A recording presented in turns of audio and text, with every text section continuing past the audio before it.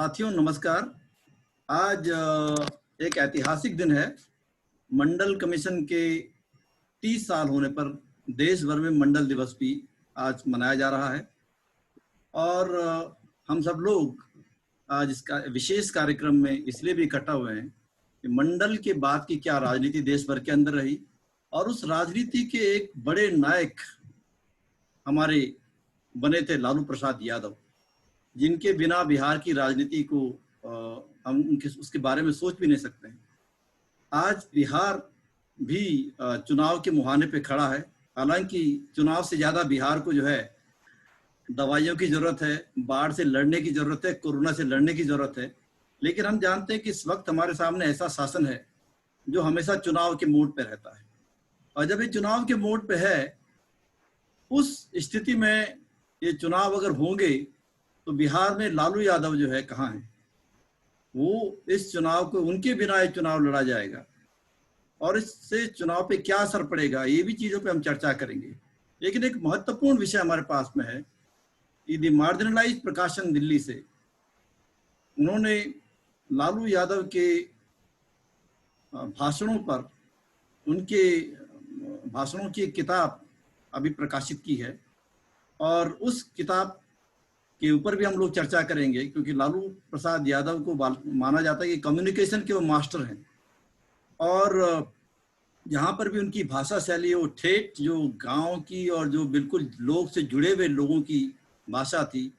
और ये मैं मेरा व्यक्तिगत मानना है कि अगर उत्तर भारत में लालू यादव जैसे लोग अगर अभी भी अगर राजनीतिक दलों में डोमिनेंस होते उनकी तरफ भाषण करने वाले, तो शायद जो है बहुत हद तक हम लोग जो आज हिंदुत्व का पूरा चेहरा देख रहे हैं उसका मुकाबला कर सकते थे, लड़ सकते थे।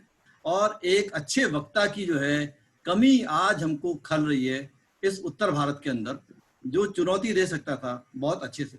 तो आज हम बहुत सी चर्चा करेंगे इस पुस्तक के बारे में और हमारे साथ में जो हैं ताहिरा हसन जी हैं, लखनऊ से जानी मानी लेखक हैं और सामाजिक कार्यकर्ता हैं। संजीव चंदन जी हैं जो स्त्रीकाल के संपादक भी हैं और बहुत मार्जिनलाइज्ड प्रकाशन से जुड़े हुए हैं, और इसी प्रकाशन से जुड़े हुए हैं अरुण कुमार जी भी। तो आप सबका स्वागत है और मैं उम्मीद करता हूं कि हमारी चर्चा बहुत न केवल पुस्तक पे होगी, पुस्तक के बाहर भी होगी कि आज क्या स्थिति है और किस प्रकार से हम लोग लालू प्रसाद यादव की उपस्थिति या अनुपस्थिति को देखते हैं। इन चुनावों में भी, आने वाले चुनाव जो बिहार के अंदर होंगे वो बहुत असरकारी होंगे देश पर, चाहे सकारात्मक हो या नकारात्मक हो, लेकिन उनका असर कुछ गहरा पड़ने वाला है देश पर। तो मैं पहले अरुण कुमार जी से अनुरोध करूंगा कि वो इस किताब के बारे में बताएं, क्या ये पुस्तक है, कैसे छपी, कैसे उनके अंदर ये विचार आया और क्या है इस पूरी किताब में। जी नमस्कार विद्याभूषण जी और नमस्कार तमाम हमारे दर्शकों को, और बहुत बहुत धन्यवाद विद्याभूषण जी कि आपने हमें किताब के ऊपर बोलने का यह अवसर दिया। साथियों, सदन में लालू प्रसाद प्रतिनिधि भाषण। मैं अपनी बातचीत की शुरुआत करूं तो यहाँ संपादक महोदय ने महेंद्र सुमन जी की कुछ पंक्तियों को कोट किया है और महेंद्र सुमन जी ने ये पंक्तियां फेसबुक के ऊपर लिखी थी। तो मैं यहां से अपनी बात शुरू करूंगा कि लालू यादव को सवर्ण जातियां अगले 100 साल तक माफ नहीं करेंगी, जबकि बहुजन जातियां उनकी 100 गलतियों को माफ करती रहेंगी। ऐसा इसलिए कि उन्होंने गरीबों को आवाज दी। मेरे ख्याल से इन गलतियों में यह शामिल नहीं होगा कि वह गरीबों को आवाज देना बंद कर। तो ये देखिए, सवर्ण जातियां जो हैं कंफर्म है कि लालू जी को जो है अगले 100 साल तक गालियां देंगी, और बहुजन जातियां जो है लालू जी को तमाम गलतियों को जो है माफ करती रहेंगी। किताब का ख्याल जो है वो इस तरह आया कि द मार्जिनलाइज्ड प्रकाशन जो है भारत के राजनेता सीरीज जो है वो लेकर के आ रहा है। और इस सीरीज के अंदर हम सबसे पहले अली अनवर जी की किताब जो है, उनके भाषणों का संग्रह जो है लेकर आए। अली अनवर जी के बाद रामदास अठावले जी के ऊपर जो है किताब आई, और उनके बाद जो है अब लालू जी की। तो जब अली अनवर जी की किताब का विमोचन पटना के अंदर हुआ था तो वो लालू यादव जी के हाथों से हुआ था। तो इस किताब की भूमिका तो उसी समय बनी जब हमने लालू जी से इस किताब के लिए परमिशन। लेकिन इससे पहले अगर देखें तो लालू जी जिस कद के नेता हैं, और 1970 के बाद का जो बिहार जो है, किस तरीके से बिहार की वो धुरी के रूप में है, भले ही वो चुनाव का प्रत्यक्ष अप्रत्यक्ष हिस्सा हो या ना हो, जिस तरीके से वो बिहार के अंदर आज भी मौजूद है, तो उनके ऊपर जो है जिस तरीके के काम उन्होंने किए, बहुजन समाज को जगाने का काम किया गया, या मैं कहूं कि बिहार से जो आभिजात्य वर्ग का जो शासन रहा, उस शासन की समाप्ति लालू जी जिस तरीके से करते हैं, तो ये बेहद जरूरी हो जाता है कि उनको कॉट किया जाए, उनको जो है उनके ऊपर किताब लाई जाए। तो पटना के अंदर कार्यक्रम में उनसे सहमति हुई और अब जो है किताब जो है आप सभी के समक्ष है, लालू यादव के प्रतिनिधि भाषण सदन। थोड़ा सी बताएंगे कि इसमें मतलब कब से कब तक के भाषण हैं, ये केवल लोकसभा में ही है या ये विधानसभा के भी हैं, और कितने भाषणों का संग्रह है? ये अभी तक जो है 4 सदन हैं, और चारों सदन बिहार विधान परिषद, विधानसभा, लोकसभा और राज्यसभा, इन चारों सदनों के अंदर लालू जी की उपस्थिति रही है। तो लालू जी के तमाम चुनिंदा भाषण जो है वो उनका संग्रह हमने इसमें किया है। ये जो भाषण है, इसके संपादक अरुण नारायण जी ने 7 खंडों के अंदर इन भाषणों को लिया है। तो लगभग 60 भाषणों को जो है उन्होंने इसके अंदर रखा है, और वो अलग अलग समय के भाषण है, जो प्रारंभिक राजनीति से लेकर के और वर्तमान, जब तो उनका संसदीय जीवन जब समाप्त हुआ, तब तक के जो है भाषणों का संग्रह जो है अरुण जी ने इसमें किया है। और इसके अंदर रतनलाल जी से लेकर संजीव चंदन और हमारे तमाम जो द मार्शलाइज्ड की टीम है, उन सभी ने जो है इन भाषणों में सहयोग किया है। संजीव जी, आप क्या बताएंगे इस किताब के बारे में लोगों को, क्योंकि सबकी क्यूरियोसिटी है, सब जानते हैं कि लालू जी बहुत अच्छे वक्ता थे और बड़े हल्के तरीके से ही बड़ी गंभीर बातों को बोल देते थे। तो गंभीर बातों के लिए गंभीर होने की जरूरत नहीं, बल्कि बड़ी चुटकी लेकर के ही वो किसी बात को बड़े गंभीर से शब्दों में रखते थे। तो आपको कैसे कैसे कुछ उदाहरण आप देंगे इस पुस्तक के कि जो आपको लगे हों कि बेहतरीन? विद्या जी, बहुत बहुत धन्यवाद कि आपने बातचीत इस किताब के जरिए खास करके लालू प्रसाद जी का जो इम्पोर्टेंस है बिहार की राजनीति में, उस पर एक बातचीत रखी। लालू प्रसाद की अपनी भूमिका हम सब जानते हैं, खास करके आज जो मंडल दिवस है, वे पूरी तरह से उनकी जब नियुक्ति हुई थी, तो ऐसा कहा जाता है, राजनीतिक लोगों में चर्चा होती है कि बीपी सिंह इस पक्ष में नहीं थे कि लालू प्रसाद जी मुख्यमंत्री बने, वे रामसुंदर दास के पक्ष में, लेकिन लालू प्रसाद जी विधायक दल के नेता चुने गए और मुख्यमंत्री बनते। तो एक अदावत सी तो रही होगी उन दोनों के बीच में। इसके बावजूद लालू प्रसाद जी ने हमेशा बीपी सिंह के साथ मंडल के या उनकी योजनाओं के साथ, आरक्षण लागू करने की योजनाओं के साथ हमेशा खड़े रहे। इसके विपरीत स्थिति रही उत्तर प्रदेश।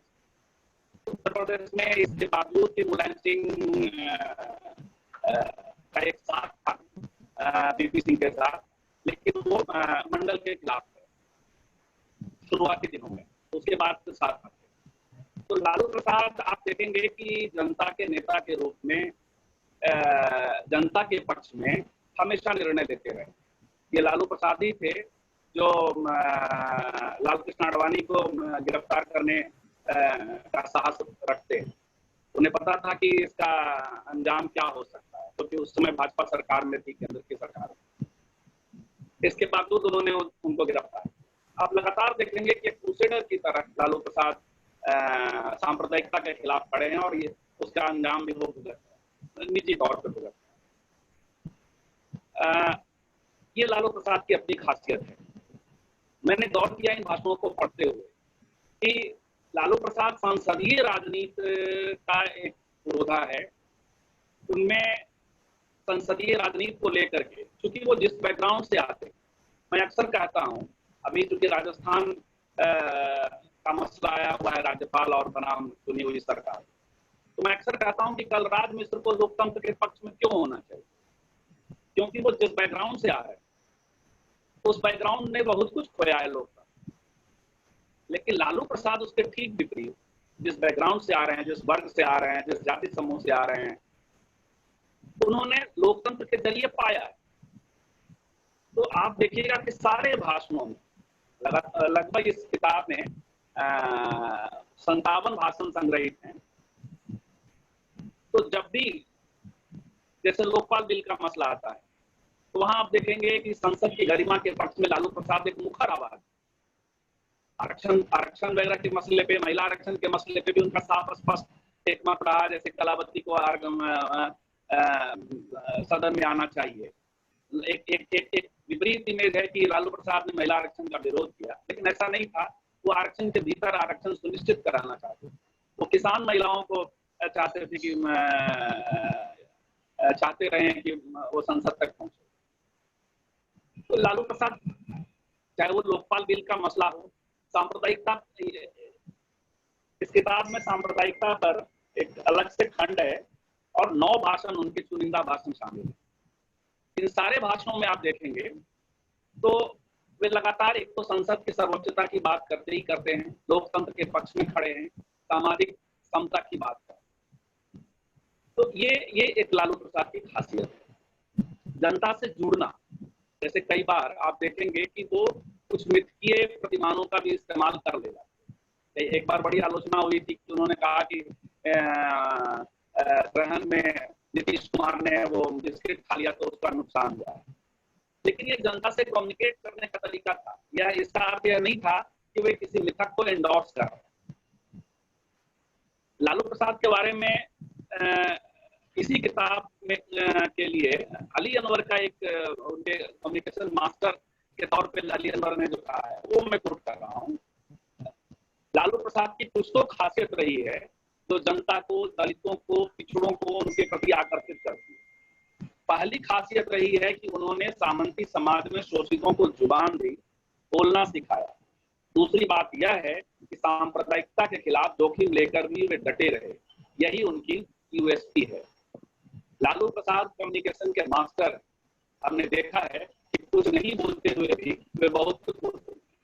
उनकी भौहें बोलती हैं, उनकी नाक भी बोलती है, उनके कान और कान के बाल भी बोलते हैं। उनकी सबसे बड़ी खासियत है कि वे व्यक्तिगत दुश्मनी नहीं है।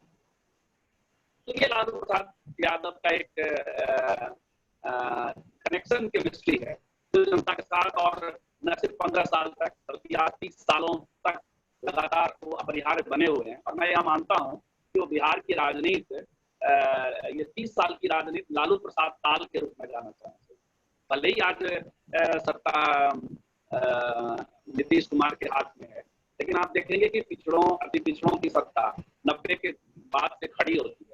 तो स्ट्रक्चरल चेंज के लिए लालू प्रसाद यादव का सम्मान होना चाहिए और उन्हें हमेशा याद किए जाएंगे, जनता के दिल में रहेंगे। इस किताब को पढ़ने के बाद, इसके चुनिंदा हम आगे चल करके हम चाह रहे हैं कि उनके सारे भाषणों का एक कंप्लीट कलेक्शन छापे, वो एक आगे की योजना हो। लेकिन इस किताब को पढ़ने के बाद लालू प्रसाद के प्रति जो एक इमेज मीडिया ने बनाई है वो खत्म हो।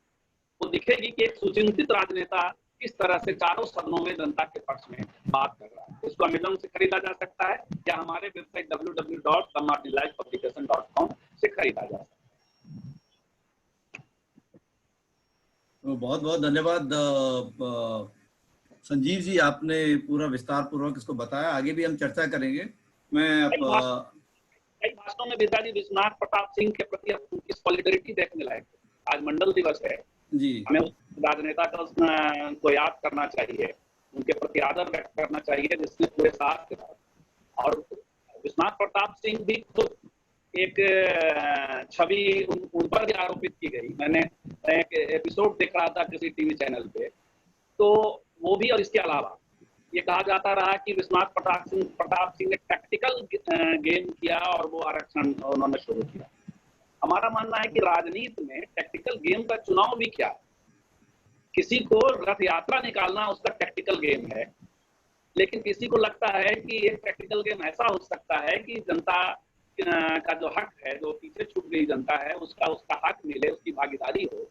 यदि यह टैक्टिकल गेम है तो ऐसा टैक्टिकल गेम तो खूबसूरत टैक्टिकल गेम है। तो जिस तरह की छवि विश्वनाथ प्रताप, आप देखेंगे लालू प्रसाद उनके साथ सॉलिडारिटी के साथ हमेशा खड़े दिखे। तो आपने चलिए बहुत अच्छी बात रखी और इस बात पे चर्चा करेंगे, क्योंकि आज मैं कहीं पर मंडल दिवस को लेकर बात कर रहा था तो मंडल में लोग सब लोगों की चर्चा करते हैं, हर एक का नाम लेते हैं। कोई बोलता है कि ये उनके नेता ने किया, कोई किसी का नाम लेता है, कोई किसी का नाम लेता है। तो मैंने कहा कि इसके लिए जिसने गाली खाई सबसे ज्यादा उसका भी नाम ले लीजिए थोड़ा सी। तो ये एक बड़ी दुखद बात है, क्योंकि हमारे पूरे क्षेत्रों में ये इतना विभाजन का दौर है कि आज जो लोग हमारे साथी ट्विटर पे इतना सक्रिय होते हैं, आज के दिन मंडल दिवस पे कोई ट्विटर पे अभी तक मैं शाम तक देख रहा था, एक भी ट्वीट नहीं मैंने देखा। तो मुझे लगता है कि हम लोग को ये सोचना पड़ेगा कि ये कोई किसी व्यक्ति को अगर क्रेडिट मिल जाए, अगर कोई काम कर रहा है तो चाहे कोई भी हो उसको क्रेडिट मिलना चाहिए। तो लालू जी की जो उपस्थिति है अनुपस्थिति है उसका बिहार पे, क्योंकि बिहार भारत की राजनीति की दिशा भी तय करता है काफी हद तक। तो मैं ताहिरा जी से अनुरोध करूंगा, क्योंकि आप बिहार और उत्तर प्रदेश का संदर्भ आपने भी जाहिर किया। उत्तर प्रदेश में भी कभी कभार हम सोचते हैं कि लालू जैसा कोई होता तो शायद एक तस्वीर कुछ हद तक जो है फाइटिंग एक स्पिरिट जो है वो दूसरी किस्म की होती। तो मैं ताहिरा जी से अनुरोध करूंगी कि वो कैसे देखती हैं पूरे आज के परिप्रेक्ष्य में लालू जी की उपस्थिति और अनुपस्थिति। अभी बहुत अच्छा अरुण जी ने एक विस्तार में पूरा दिया। मैं जब किताब पढ़ूंगी तो उसको और विस्तार से देखूंगी। मेरा मानना है कि कोई भी नेता हो, कोई भी इंसान हो, उसका अच्छे पक्ष भी होते हैं और कुछ ऐसे पक्ष भी होते हैं जो जिस पे बातचीत होनी चाहिए, तर्क होना चाहिए, कुतर्क नहीं होना चाहिए। और आज बहुत हिस्टोरिकल डे है जब आपने ये पूरा इसका संचालन किया है डिस्कशन का, कि आज के ही दिन वीपी सिंह जी ने 1990 में मंडल कमीशन की रिकमेंडेशंस को एक्सेप्ट किया था।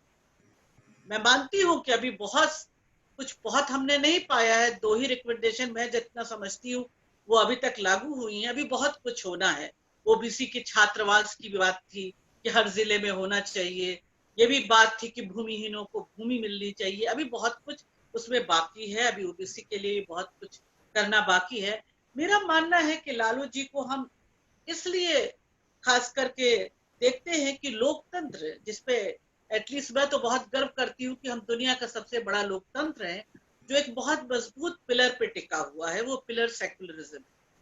तो उसकी बात, यूनिटी इन डाइवर्सिटी की बात लालू जी ने बराबर की है, क्योंकि यही सोल है हमारे भारत का। क्योंकि कोई भी लोकतांत्रिक इंस्टीट्यूशन तब तक लोकतांत्रिक नहीं कहा जा सकता जब तक कि वो आम आदमी के हित में काम ना करे। लोकतंत्र समता और समानता के साथ बढ़ता है, आगे चलता है, फलता फूलता है। तो जितने भी भारतवासी हैं, वो किसी भी जात के हो, किसी भी धर्म के हो, किसी भी रंग के हो, उनका अधिकार सब पे बराबर होना चाहिए। और आज भी हम देखते हैं आजादी के इतने दिनों बाद, जब लोग अपने सोशल जस्टिस के लिए लड़ रहे हैं, सामाजिक न्याय के लिए लड़ रहे हैं, और वो भी कोई ब्रिटिशर से नहीं लड़ रहे हैं, अपने लोगों से लड़ रहे हैं। और ये असमानता वो अपने जन्म से, नर्सरी स्कूल से लेके, नौकरी से लेके मरण तक झेल रहे हैं। तो ये बात तो है कि लालू यादव ने ये बात बड़ी साफ गोई से अपने तमाम भाषणों में, जैसे आपने भी कहा, ये उनकी खूबी थी कि वो जनता की जबान में बात करते थे। वो जनता की कहावतें, जो कहावतें कही जाती है उस एरिया में, उस एरिया की कहावतों को लाके, मुहावरों को लाके वो उनसे कनेक्ट करते थे, तो जनता जल्दी उनकी बात समझती थी। तो ये बात तो लालू यादव ने भी बहुत साफगोई से कही अपने तमाम भाषणों में। जो मैंने उनके भाषण सुने हैं, जो कुछ उनको देखा सुना है, उसमें उन्होंने बहुत साफगोई से कही है कि सोशल जस्टिस की बात, सामाजिक न्याय की बात आप कर ही नहीं सकते जब तक आप समतल जमीन नहीं देंगे, पॉलिटिकली, इकोनॉमिकली एंड एजुकेशन। या आप बराबर देंगे, जब वो प्लेग्राउंड में सब बराबर से खेलेंगे, तभी ये तय होगा कौन विजयी है, कौन किस पोजीशन पे जाएगा। तो सही बात है कि ओबीसी के लिए, और मैं मानती हूं कि बहुजन जो समाज पूरा है, उसके लिए बहुत कुछ लालू प्रसाद जी ने किया। और बहुत कुछ मैं उनकी बहुत सी चीजों को मैं समता देखती हूँ अंबेडकर से भी। जैसे अंबेडकर ने भी बहुत बार कहा है एक समतल जमीन की बात उन्होंने भी की है। लेकिन एक चीज है कि लालू यादव जी ने सारी कम्युनिटीज को लिया है। देखिए, उन्होंने आदिवासी की भी बात की है, उन्होंने दलित के लिए भी कहा, उन्होंने मुस्लिम माइनॉरिटीज के लिए भी कहा है।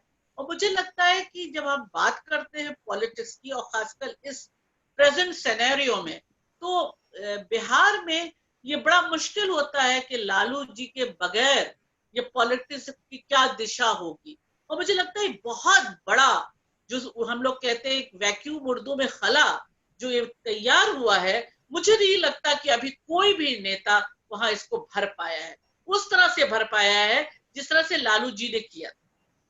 मैंने पहले भी कहा कि कुछ कमियां बेशियां हर एक में होती हैं, उनको हटाते हुए अगर आप देखेंगे तो लोकतंत्र के लिए, पार्लियामेंट्री पॉलिटिक्स के लिए जो उनका डेडिकेशन था, जो उनकी समझदारी थी, उसको हम नकार नहीं सकते हैं। और जिस तरह से वो जनता के बीच में जाके और जनता के तमाम इश्यूज को, जिसे आप कहेंगे वॉइसलेस को वॉइस देते थे, एक हिम्मत देते थे। उनके बड़े मुहावरे में ये भी मैंने बीच में देखा था कि वो कह रहे हैं, कहा उनके भाषण में था कि क्या कोई हमें पछाड़ेगा, हमें तो हम लोगों को तो, यादव लोगों को भैंस नहीं गिरा पाती है। तो इस तरह से वो तमाम मुहावरे और कहावतें कह के एक प्राउड भी पैदा करते थे उन तमाम कम्युनिटीज के अंदर कि नहीं, अगर मैं सीएम हो गया और मैं इस तरह से आगे बढ़ रहा हूं और तुम लोगों की आवाज को स्वर दे रहा हूं, तो तुम्हारे अंदर भी स्वर आना चाहिए, मजबूती आना चाहिए और आगे बढ़ना चाहिए। और आगे बढ़ने की दिशाएं हैं जिसे पॉलिटिक्स में भी आना चाहिए, हमारी भागीदारी होनी चाहिए, एजुकेशन में भी होनी चाहिए, और इकोनॉमिकली भी हम, और सोशली, क्योंकि देखिए इकोनॉमिक अगर लाख हो जाए, अगर सोशली ये चीज नहीं हटेगी जो डीप रूटेड है कास्ट, तो वो इकोनॉमिक सिर्फ हो जाने से आपका कुछ नहीं होता। पार भी आपके पास होना चाहिए। आप बहुत पैसे हो जाए तब भी आप कुछ नहीं इतना कर सकते, क्योंकि आपके पार तब भी आप क्या है, आपको उस तरह से देखेंगे, आपको डिस्क्रिमिनेशन फेस करना पड़ता है, चाहे आप चीफ मिनिस्टर क्यों। तो इसलिए उन्होंने, मुझे लगता है कि लालू प्रसाद की कमी मैं सिर्फ बिहार में नहीं, मुझे लगता है कि पूरे देश में है। इस समय एक ऐसा नेता होना चाहिए, एक ऐसा जन नेता होना चाहिए जैसे लालू थे, जो उसी जबान में बात करे, उसी मुहावरों में बात करे, वैसे ही उनके करीब जाए। क्योंकि हमारी बहुत सी जनता अभी भी इलिटरेट है, पढ़ी नहीं है। वो जब बोले, ऐसा नेता बोले, तो उनको कनेक्ट करे, उनके अंदर ऊर्जा दे, उनके अंदर हिम्मत दे, उनके अंदर ये पैदा करे कि उन्हें कुछ हासिल करना है, शिक्षा क्यों जरूरी है, उन्हें क्यों अपनी आवाज उठानी चाहिए, लोकतांत्रिक अधिकार क्या हैं जिनको पाने के लिए लोकतंत्र को कैसे मजबूत किया जा सकता है, और क्यों अपने लोकतंत्र पे हम गर्व करें, और हमारे संविधान क्या है। मतलब वो सारी चीजें लालू के भाषण में हंसते हुए, बोलते हुए आ जाती थी। तो वो चीज, वो कमी, तो मुझे लगता है पूरे देश में वैसा कोई नेता दिखता नहीं। मैं बार बार कहती हूँ कि ये एक्सपीरियंस से आता है, ये कोई लाइब्रेरी नहीं है जहां से किताब लिया और पढ़ा आपने, और क्या किस तरह की परेशानियों में से जूझ रहा है ये मार्जिनलाइज क्लास, ये हमारा हाशिया का समाज, आपने बता दिया। नहीं, आपको उसके बीच में जाना होगा, उसके बीच से आपको देखना होगा वो किस तरह का जद्दोजहद झेल रहे हैं, वहां महिलाएं क्या झेल रही हैं, उनके क्या क्या हालात हैं। तब आप जब बोलेंगे तो आप उनको कनेक्ट करेंगे, उन्हें लगेगा कि ये नेता हमारी बात बोल रहा है, ये नेता तो हमारे जबान को मजबूत कर रहा है, हमारी खामोशी को स्वर दे रहा है। तो that is actually missing this time. और इसलिए हम लालू को, और हम उम्मीद करते हैं कि इस तरह के और नेता हमारे बीच में आए जो जमीन पे जाएं। मैं बार बार कहती हूँ कि जमीन पे जाएं, ऐसा नहीं है कि सिर्फ इस पे सोशल मीडिया पे आपने कह दिया stand up, speak up, do this, ऐसे नहीं होता है। Stand up, go and stand up with those people. जो मार्जिनलाइज क्लास है उसके साथ जाइए, खड़े होइए, उसकी भाषा को सीखिए, उसके साथ अपने आप को रिलेट कीजिए, उनको देखिए, उनके साथ समय व्यतीत कीजिए। मुझे लगता है इसकी कमी है, और ये कमी बहुत गहराती जा रही है, और जितनी गहराती जाएगी उतना ही ये हमारे लिए मुश्किल खड़ी करेगी लोकतंत्र। मतलब जैसे हमारे प्रधानमंत्री जी हैं, उनको लोग बोलते हैं कि मास्टर कम्युनिकेटर हैं, और उनके मुकाबले में अगर उत्तर भारत में देखें तो कम्युनिकेटर ही नहीं है जो विपक्ष में है। और एक बिल्कुल कम्युनिकेशन की नहीं। बात लालू यादव ही हो सकते थे, जो वाकई में जो जनता से हाँ बिल्कुल। हाँ, कम्युनिकेट करते थे, बिल्कुल सही कह रहे हैं। और देखिए उनके पास एक आरएसएस एक ऑर्गेनाइजेशन है ना, जी वो जमीन पे जा रही है, डोंट फॉरगेट, वो जी जमीन बिल्कुल। पे जा रही है, आप इसको डिनाई नहीं कर सकते। लेकिन आपकी कहाँ कैडर है भाई, वो कैडर कहाँ है, वो जा रहे हैं क्या, वो उन गरीब बस्तियों में जा रहे हैं क्या, उन मलिन बस्तियों में जा रहे हैं क्या, उनके साथ कम्युनिकेट कर रहे हैं क्या, उनकी भाषा में उनसे बात कर रहे हैं क्या, मेरा मतलब उनमें से कोई नेता जी जी निकल रहा है क्या। उनका नेता अपनी बात कहेगा, किसान की बात किसान बेहतर कहेगा, जो डोमेस्टिक वर्कर्स है उनकी बात डोमेस्टिक वर्कर्स कहेगा, दलित की बात दलित ज्यादा बेहतर तरीके से कहेगा। क्या वो उठ के पॉलिटिक्स में आ रहा है, क्या वो पार्लियामेंट और संसद में पहुंच रहा है, क्या उसको उसको भी पावर हाथ में मिल रहा है। ये बहुत अहम सवाल है कि किसी भी लोकतंत्र को बढ़ाते हैं, मजबूत करते हैं, कि समता और समानता अगर वो कहीं मिसिंग है तो बहुत मुश्किल है। मेरे ख्याल से जो आज संजीव जी से मैं ये बिल्कुल जरूरी है कि इस किताब के बहाने ये भी होना चाहिए, क्योंकि बिल्कुल मंडल के 30 साल हैं, और अगर हम देखें तो 30 साल में उत्तर प्रदेश और बिहार में राजनीति में एक परिवर्तन आया। वो परिवर्तन ये है कि बिहार में तो अभी तक जो है कोई, मतलब जो 30 साल पहले मिश्रा जी के बाद अभी कोई दोबारा मिश्रा बनने के चांस नहीं है फिलहाल, मतलब आगे भी ट्रू। है। उत्तर प्रदेश में जरूर ये तिकड़म से थोड़ा सी इधर उधर हो सकता है मामला, कि जो गड़बड़ा है। लेकिन मैं ये नहीं बोला मंत्री या मुख्यमंत्री कुछ भी बने, मेरा सवाल ये है कि हमें इस राजनीति का एक ये पक्ष देखना पड़ेगा अब, कि जैसे अभी ताहिरा जी ने कहा कि वो सवाल उठाने वाले, क्या ऐसा हुआ कि अस्मिता की राजनीति की बात करते करते हमने मुद्दों की राजनीति की बात करना बंद कर दिया। और उसका कारण यह हुआ कि जिन समाजों के नेता नहीं आए या जिन समाजों का प्रतिनिधित्व नहीं हुआ, वो समाज अब खड़े हो गए दूसरी साइड में। तो जैसे अरुण जी बोल रहे थे कि लालू जी को जो है पिछड़ा वर्ग कभी हमेशा माफ करता रहेगा, ऐसा तो नहीं है, क्योंकि बिहार के अंदर जो है अभी खुद ही जो सामाजिक न्याय के लोग हैं दूसरे वाले, वो लालू जी की अब आलोचना करने लग गए। तो संजीव जी आप बताएं, आप कैसे इस पूरे जो 30 वर्ष की जो पूरी राजनीति है इसको देखते हैं, और लालू जी की राजनीति को भी, क्योंकि उनके पास माफी का तो सेंस है, मैं सुबह से थोड़ा सहमत हूँ। माफी का सेंस ये है कि जिन गलतियों के लिए लालू प्रसाद जी को कटघरे में खड़ा किया जाता है, जी ये कथित तौर पे भ्रष्टाचार, जिस व्यक्ति ने भ्रष्टाचार की फाइल खोली, जो भ्रष्टाचार दो तीन दशकों से चला आ रहा था पशुपालन विभाग में, और जो विसिल ब्लोअर है वो जेल में, और जो विसिल ब्लोअर नहीं था, जो मुख्यतः जिम्मेवार था आखिरी दिनों में जगन्नाथ मिश्रा के कार्यकाल में ये भ्रष्टाचार बढ़ा था, और उसके लाभान्वित सब लोग थे। आज जो सत्ता पक्ष में वो उसके भी कुछ लोग लाभान्वित। आप यदि पशुपालन के पुराने अधिकारियों से बात करें तो उसका जो मास्टरमाइंड था, उसके यहाँ जाने वाले लोगों के बारे में पता चला। तो लालू प्रसाद जी ने तो वित्त मंत्री के रूप में फाइल खुलवाई, तो उनका कहना कि भ्रष्टाचार में रखे तो मुझे उनके जो आरोप और जो उनकी गलतियों में गिना गया उन गलतियों को माफ किया जाए। लेकिन रही बात मंडल के प्रभाव का और मंडल के प्रभाव के सीमित हो जाने, ये दो चीजें जो खास करके आप बात कर रहे हैं, मुझे लगता है कि मंडल को समग्रता में लालू प्रसाद के साथ साथ हमें देखना चाहिए कि इसके जो तमाम नेता रहे, रामविलास पासवान भी यद्यपि वो चुन करके तो 67 वगैरह में ही आ गए थे, लेकिन उनकी चमक पड़ती है मंडल के साथ। क्यों ऐसा होता है? क्या मुलायम सिंह यादव हैं, या देश के दूसरे हिस्सों में हरियाणा में स्थितियां बदलती हैं, राजस्थान में स्थितियां बदलती हैं, राजस्थान की राजनीति बदल जाती है। तो ऐसा इसलिए होता है कि मंडल ने 10-15 सालों के भीतर ही चमत्कारी बदलाव समाज में लाया, और एक आर्थिक बेस समाज में खड़ा हुआ, आकांक्षा राजनीतिक खड़ी हुई।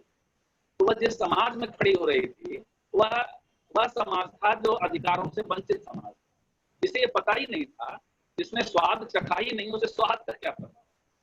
तो वो स्वाद नीचे तक गया, कुछ ठेकों से गया, कुछ नौकरियों से गया, कुछ राजनीतिक भागीदारी से गया। जब पंचायतों में रिजर्वेशन की शुरुआत होती है। आगे चल के नीतीश कुमार उसको 50% की तरफ रिजर्वेशन महिलाओं के लिए भी ले जाते हैं। इसलिए मैं कहता हूँ कि 30 साल जो है वो लालू प्रसाद काल के रूप में बिहार में कम से कम जाना जाना है। वहां से ही मंडल की शुरुआत भी होती है, उसी समय वो मुख्यमंत्री बनते हैं। तो या रामधारी सिंह दिवाकर की एक किताब जो गांव-गांव में मंडल के इम्पैक्ट को बताती है, तो वो बदलाव आपको दिखेंगे। तो वो बदलाव जब हुआ तो आकांक्षा भी जगी। आकांक्षा जगने के बाद उसको एड्रेस, बल्कि आप गौर करेंगे तो 90 के तुरंत बाद जब मंडल की शुरुआत होती है, उसी समय राम का थैला, राम का झोला, राम का शंख जो आकांक्षा खड़ी हुई। हालांकि मंडल एक माइलस्टोन है, लेकिन इसको हम लोग और थोड़ा पीछे ले जाएंगे तो लोहिया का आंदोलन है। 67 में ही पहली बार सत्ता कांग्रेस के हाथ से निकली थी और उसके भी कारण में जाति चेतना का उभार ही। तो वो सब आगे जाकर के 90 वो एक पड़ाव था और एक 90 का पड़ाव। तो मेरा कहने का मतलब कि नीचे की जातियों में जो पीछे छूट गई जातियां थी, जो अधिकार वंचित जातियां थी, उनमें अधिकार का बोझ है। तो जो आरएसएस का फोर्स था और भाजपा को जो उसमें जनसंघ और बाद में भाजपा के तौर पे वो जिन नेताओं को खड़ा कर रहे थे, जो उनके फायर ब्रांड नेता हैं, वो सब अति पिछड़ी जातियों से आ गए।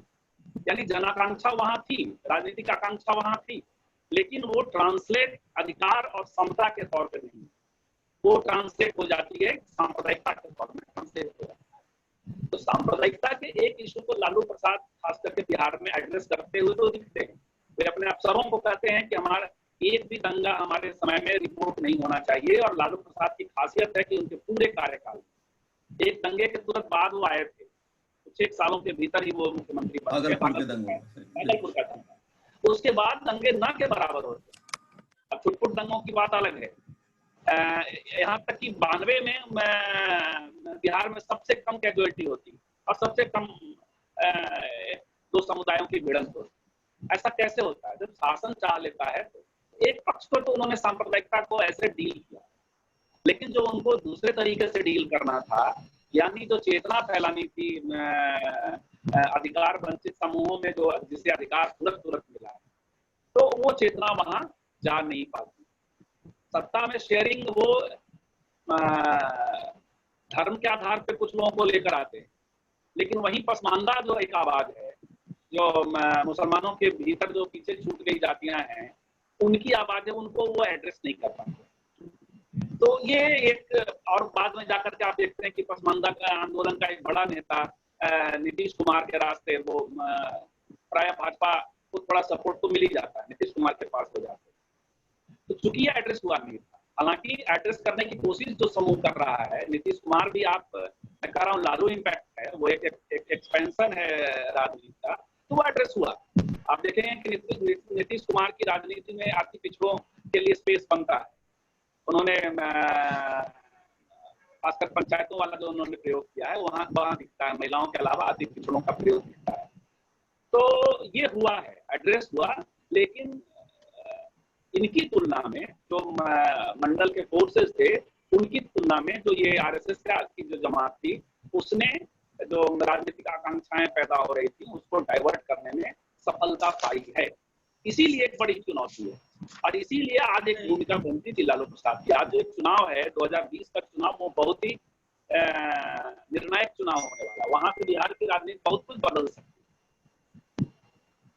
तो ऐसे समय में यदि लालू प्रसाद होते तो शायद एक बड़ी चुनौती मिलती। हालांकि तेजस्वी यादव के नेतृत्व में विपक्ष तो काम कर रहा है, और कई बार मुझे लगता था कि वो सोशल मीडिया दूसरी जगहों पे ही है, लेकिन अभी बाढ़ के दौरान और खास करके महामारी के दौरान मैंने देखा कि जमीन पे तेजस्वी यादव को हमने जाते हुए देखा। तो कोशिश है, लेकिन कोशिश के लिए जो इनकी कमी तो खलेगी, लालू प्रसाद जी की कमी तो खलेगी। मैं ताहिरा जी से पूछना चाहता हूँ, खासकर जब आपने मुद्दों की बात भी हम कह रहे थे, और बिहार में कई लोग ये कहते हैं कि सामाजिक न्याय के नाम पे भी जो है वो जो पिछड़ों में ही बड़ी जातियां हैं वही कामयाब हुई, और जो दलितों का तबका है, खासकर अति दलित जो है वो वैसे के वैसे ही रह गया। उसका सवाल नहीं आया। और उसके कारण से हुआ क्या कि जो जैसे संजीव बात कर रहे हैं कि एम्बिशन तो हर एक में महत्वाकांक्षाएं आ रही हैं नेतृत्व के प्रति, और जिनको रिप्रेजेंटेशन नहीं मिला वो कहीं ना कहीं ढूंढ रहे हैं। तो क्या ये ऐसा उस चीज को सबसे अच्छे से जो इस्तेमाल कर लिया वो आरएसएस ने कर लिया या संघ परिवार ने कर यही लिया। मैं कह रही थी, बिल्कुल विद्या जी, यही मैं कह रही थी। वो जो लोगों की जो एम्बिशन है, तो क्या ये ऐसा है कि हम लोग जो लोकतांत्रिक होने का दावा करते हैं उन्होंने जो है इस पूरे मंडल की प्रक्रिया को कुछ ही वर्गों तक या कुछ ही जातियों तक सीमित करके उसकी डोमिनेंस करने की कोशिश की और आपको उसको एक्सटेंशन नहीं किया दूसरे तक। नहीं, और बिल्कुल सही बात, बिल्कुल सही कह रहे हैं आप। मेरा यही कहना था कि आप देखिए, जैसे पसमंदा की बात कही, मुस्लिम्स में पसमंदा मुसलमान जो हैं, आप उनसे बात करिए तो वो बिल्कुल जो अपर कास्ट मुस्लिम है उसके खिलाफ होते हैं। वो कहते हैं नहीं, उन्होंने हमारे साथ कुछ नहीं किया, हमारा रिप्रेजेंटेशन कहीं नहीं है, हम बहुत खराब हालात में हैं। इसी तरह से जो अति पिछड़ा है, आप उनसे बात करिए जाके, चाहे वो मुसहर जी बिरादरी हो, देवरिया वगैरह में आप जी जाइए तो वहां भी आपको यही सुनने में मिलेगा। तो बिल्कुल सही है, यही मैं कह रही हूँ कि लोकतंत्र को पहले समझना होगा कि लोकतंत्र क्या है। लोकतंत्र का मतलब है कि जो भी संसाधन है, जो भी हेड बैठ रहा है स्टेट का, वो जो भी संसाधन है उनको बराबर से बंटना चाहिए। एक समतल प्लेग्राउंड होना चाहिए जहां दलित की भी भागीदारी हो, अति पिछड़े की भी भागीदारी हो, मुस्लिम्स की हो और उनके पसमंदा मुसलमानों की भी भागीदारी हो। तो वो अगर भागीदारी बराबर से नहीं होगी तो नेचुरली वो एक जंग जो है उसका इस्तेमाल दूसरा करेगा। और आपका जो पूरा मकसद है मंडल का, जो पूरा मकसद है, जो भी आप बैठ रहे हैं पिछड़े की बात कर रहे हैं, जो बात कर रहे हैं ओबीसी की, जो बात कर रहे हैं दलितों की, तो उनकी बात अगर आप सिर्फ एक ही खांचे तक रुक जाएंगे कि नहीं सिर्फ दलित, फिर दलितों में भी जो अति पिछड़े हैं उनको आपने एड्रेस नहीं किया, उनको आपने जगह नहीं दी, तो वो कहाँ जाएंगे? वो दूसरी जगह जाएंगे नेचुरली। यही बात मुस्लिम्स में भी है कि उसमें भी कई खैमों में बढ़ जाते हैं। जब भी होता है तो ये वोट्स बढ़ते हैं कई खैमों में, अति पिछड़ा कहीं जाता है, उसमें पसमंदा कहीं जाता है और अशराफ कहीं जाते हैं। तो ये बात तो बहुत अहम बात कही, आपने भी कही और अभी संजय जी ने भी कही कि ये कहीं ना कहीं खामी रही है। और जब भी ये बात की जाएगी कि कैसे लोकतंत्र को मजबूत करें या कैसे जो मंडल कमीशन की रिकमेंडेशन, जैसे आज भी हम लोग कह रहे हैं कि मंडल कमीशन की 2 ही रिकमेंडेशन अभी तक लागू हो पाई हैं और बहुत सी लागू होनी है। भूमिहीनों को अभी तक भूमि नहीं मिली है। तो वो तमाम भूमिहीन जो है, जैसे मैंने पहले भी आपसे कहा था कि किसान का मुद्दा है, तो वो छोटा किसान जो भूमिहीन किसान है, जो खेत मजदूर है, उसकी बात भी तो होनी चाहिए और उसके यहाँ से भी रिप्रेजेंटेशन होना चाहिए। जब उसके यहाँ से रिप्रेजेंटेशन होगा तो उसकी बात समझेगा। देखिए, पंचायत राज होने के बाद क्या हुआ, महिलाएं कहती कि हमारी जो पानी की समस्या थी गांव, वो जब महिलाएं बन गई, उसमें रिजर्वेशन हो गया, तो महिलाओं ने अपने इशू को अच्छी तरह उठाया। पहले कुछ सालों तो उनके पति रहे सरपंच बन के, है ना, पति पंच क्या जी कहते थे वो। जी फिर सरपंच उसके पति। बाद हाँ, तो उसके बाद फिर महिलाओं ने अपनी बागडोर अपने हाथ में ली हल्के। तो इसी तरह से जब तक कि जिसका इशू है आप उसको इन्वॉल्व नहीं करेंगे, उसको आगे नहीं लाएंगे, तो जाहिर है वो फिर दूसरी तरफ जाएगा। एक बड़ा जंग है ये, कोई बहुत अति पिछड़ा, बहुत कोई छोटा जी बहुत जंग बड़ा नहीं है, जी बहुत बड़ा जंग है। मुसहर की आप प्रॉब्लम देखिए जाके, एरिया में कितनी खराब हालात में रह रहे हैं। तो उनकी बात होनी चाहिए ना, उनको रिड्रेसल मिलना चाहिए। उनकी तमाम मुसीबतें, वो कोई इसी पैंडेमिक में नहीं, हमेशा परेशानी रहती, तो आप उनकी परेशानियों को एड्रेस भी करिए और उनको इन्वॉल्व कीजिए अपने साथ। तो ये कमी तो देखिए रही है, ये हमारी लीडरशिप में कमी रही है। हम कहेंगे जो भी लीडरशिप आई है उसने पॉलिटिकली बहुत शॉर्ट साइटेड तरीके से देखा है और आरएसएस ने एक बड़े उसमें बिना किसी उसके कि हमें आगे बढ़ाया जाए, उनके वर्कर्स आप देखिए सुबह से काम करने निकल जाते हैं, वो आपके पास भी आते हैं, आपको भी कन्विंस करने की कोशिश करते हैं। हम अपना एक छोटा सा जो ग्रुप है सेकुलर का, बस उसी में अपनी बात कहते हैं, कुएं की मेंढक की तरह खुश हो जाते हैं कि सुन लिया इतने लोगों ने, जी बात जी खत्म। हमें जी ये नहीं बिल्कुल। लगता कि हमारी बात, वो लोग जो हमसे सहमत नहीं है, जो किसी वजह से हमसे जी सहमत नहीं है, हम उन तक भी पहुंचे, उनसे भी अपनी बात बताएं, उनसे भी लोकतंत्र की बात बैठ के करें, उनसे भी हम उनकी परेशानियों को सुने और कैसे एड्रेस किया जा सकता है उनसे हम उसको देखें और समझें। तो हम अपना दायरा बढ़ाएं विद्या जी, वो दायरा जो है बढ़ नहीं रहा है। आप अगर गौर से देखिए और सोचिए तो वो और छोटा हो रहा है। इस छोटे दायरे में आप लोकतंत्र को कैसे सोच सकते हैं फलता फूलता रहेगा।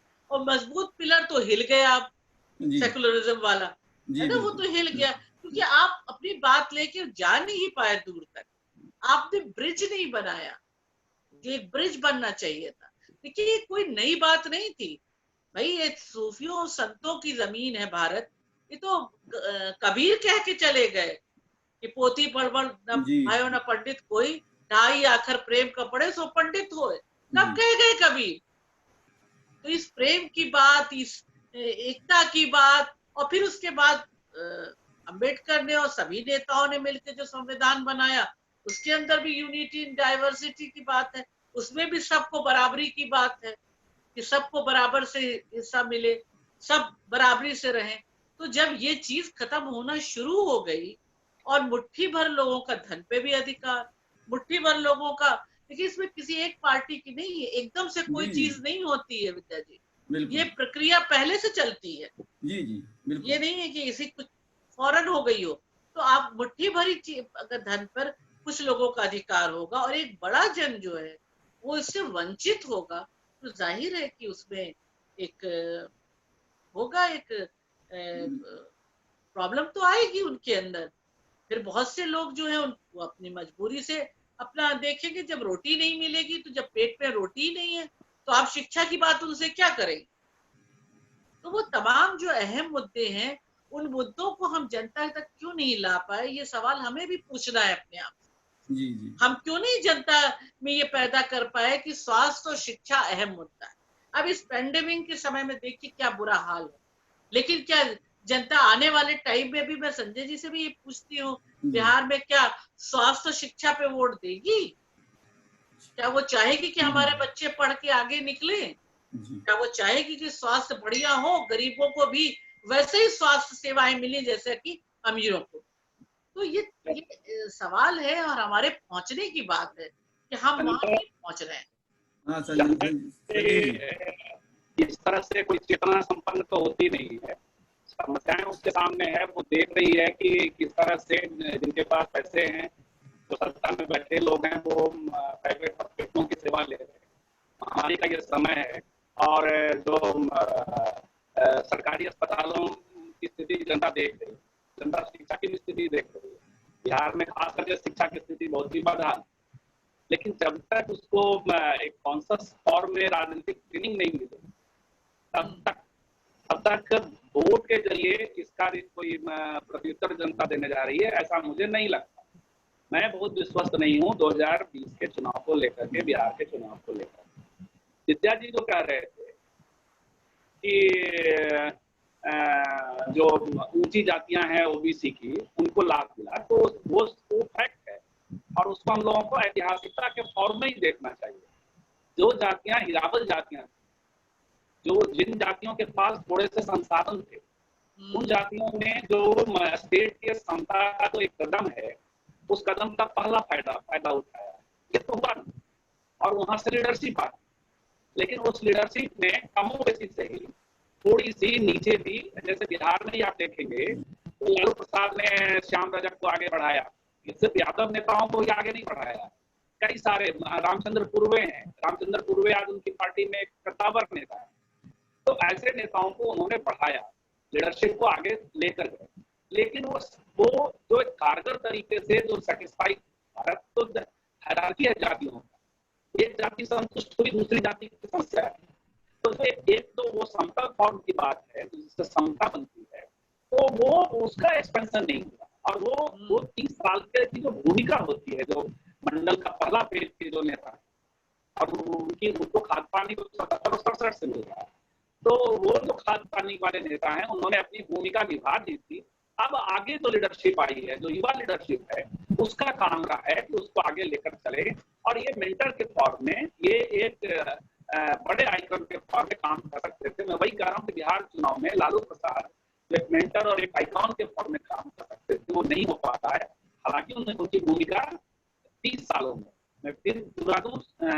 15 साल इधर भी जो काम हुए हैं वो लालू प्रसाद के एक्सपेंशन का काम है मामला, तो वो हुआ है।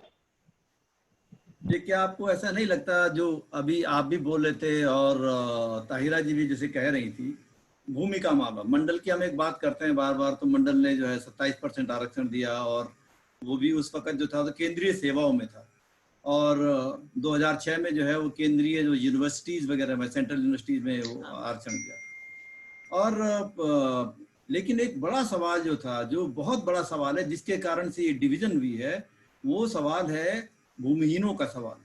और भूमिहीनों का सवाल जो था, जो ओबीसी के अंदर बहुत बड़ी संख्या में जो है भूमिहीन लोग हैं, लेकिन जो इस दोनों प्रदेशों के अंदर जो ओबीसी नेतृत्व है, अब मैं किसी एक पार्टी के लिए नहीं बोल रहा हूँ, मैं सारी पार्टियों के लिए बोल रहा हूँ, उत्तर प्रदेश बिहार के अंदर राजनीतिक नेतृत्व ने भूमि के सवाल को, किसान के सवाल को तो बोलते हैं, किसान को गन्ना नहीं मिला तो हंगामा, न्यूनतम मूल्य होने चाहिए कितने, इस पे बात होती है, टिकैत अगर अभी आज कर लेंगे तो अभी सब चले जाएंगे वहां पर।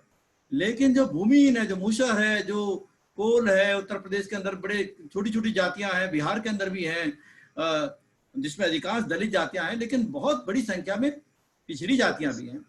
तो एक ऐसा मैसेज चला गया कि ओबीसी नेतृत्व जो है वो भूमि सुधार नहीं चाहता।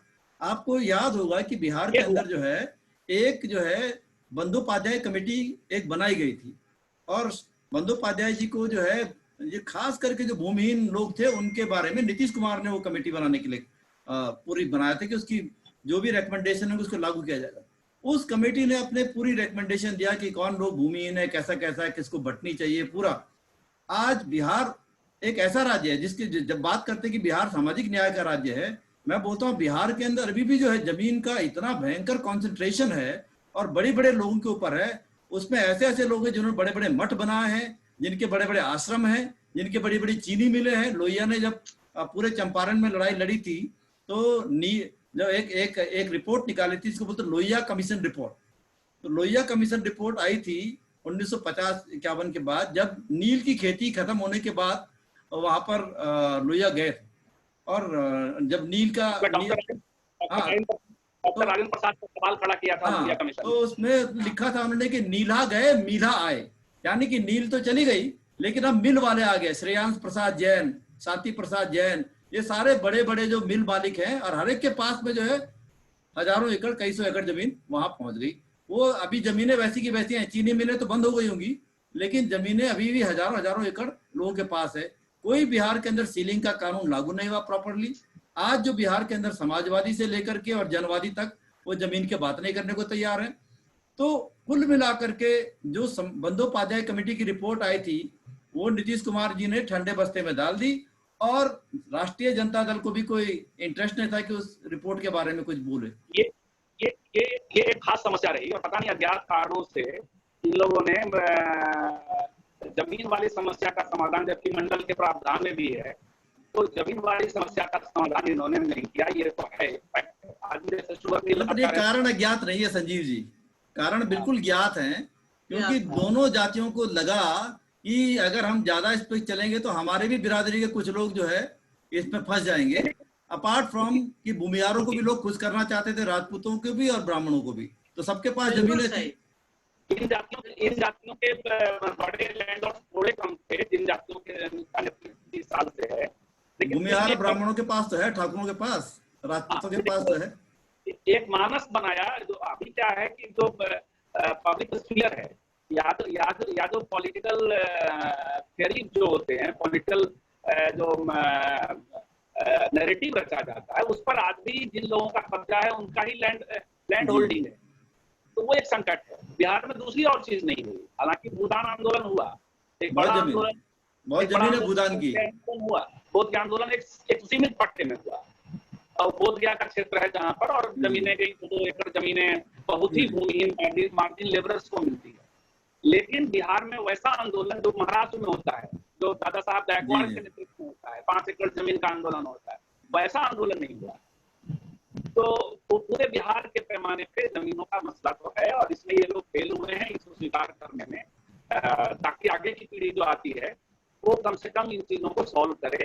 ये इसकी जरूरत है, इसको स्वीकार करना चाहिए। क्योंकि जमीन का जब मैं इस बात को बहुत साफ कहना चाहता हूँ कि बाबा साहब अम्बेडकर जैसे बोलते थे कि सामाजिक जो लोकतंत्र है उसके बगैर राजनीतिक लोकतंत्र सफल नहीं हो सकता।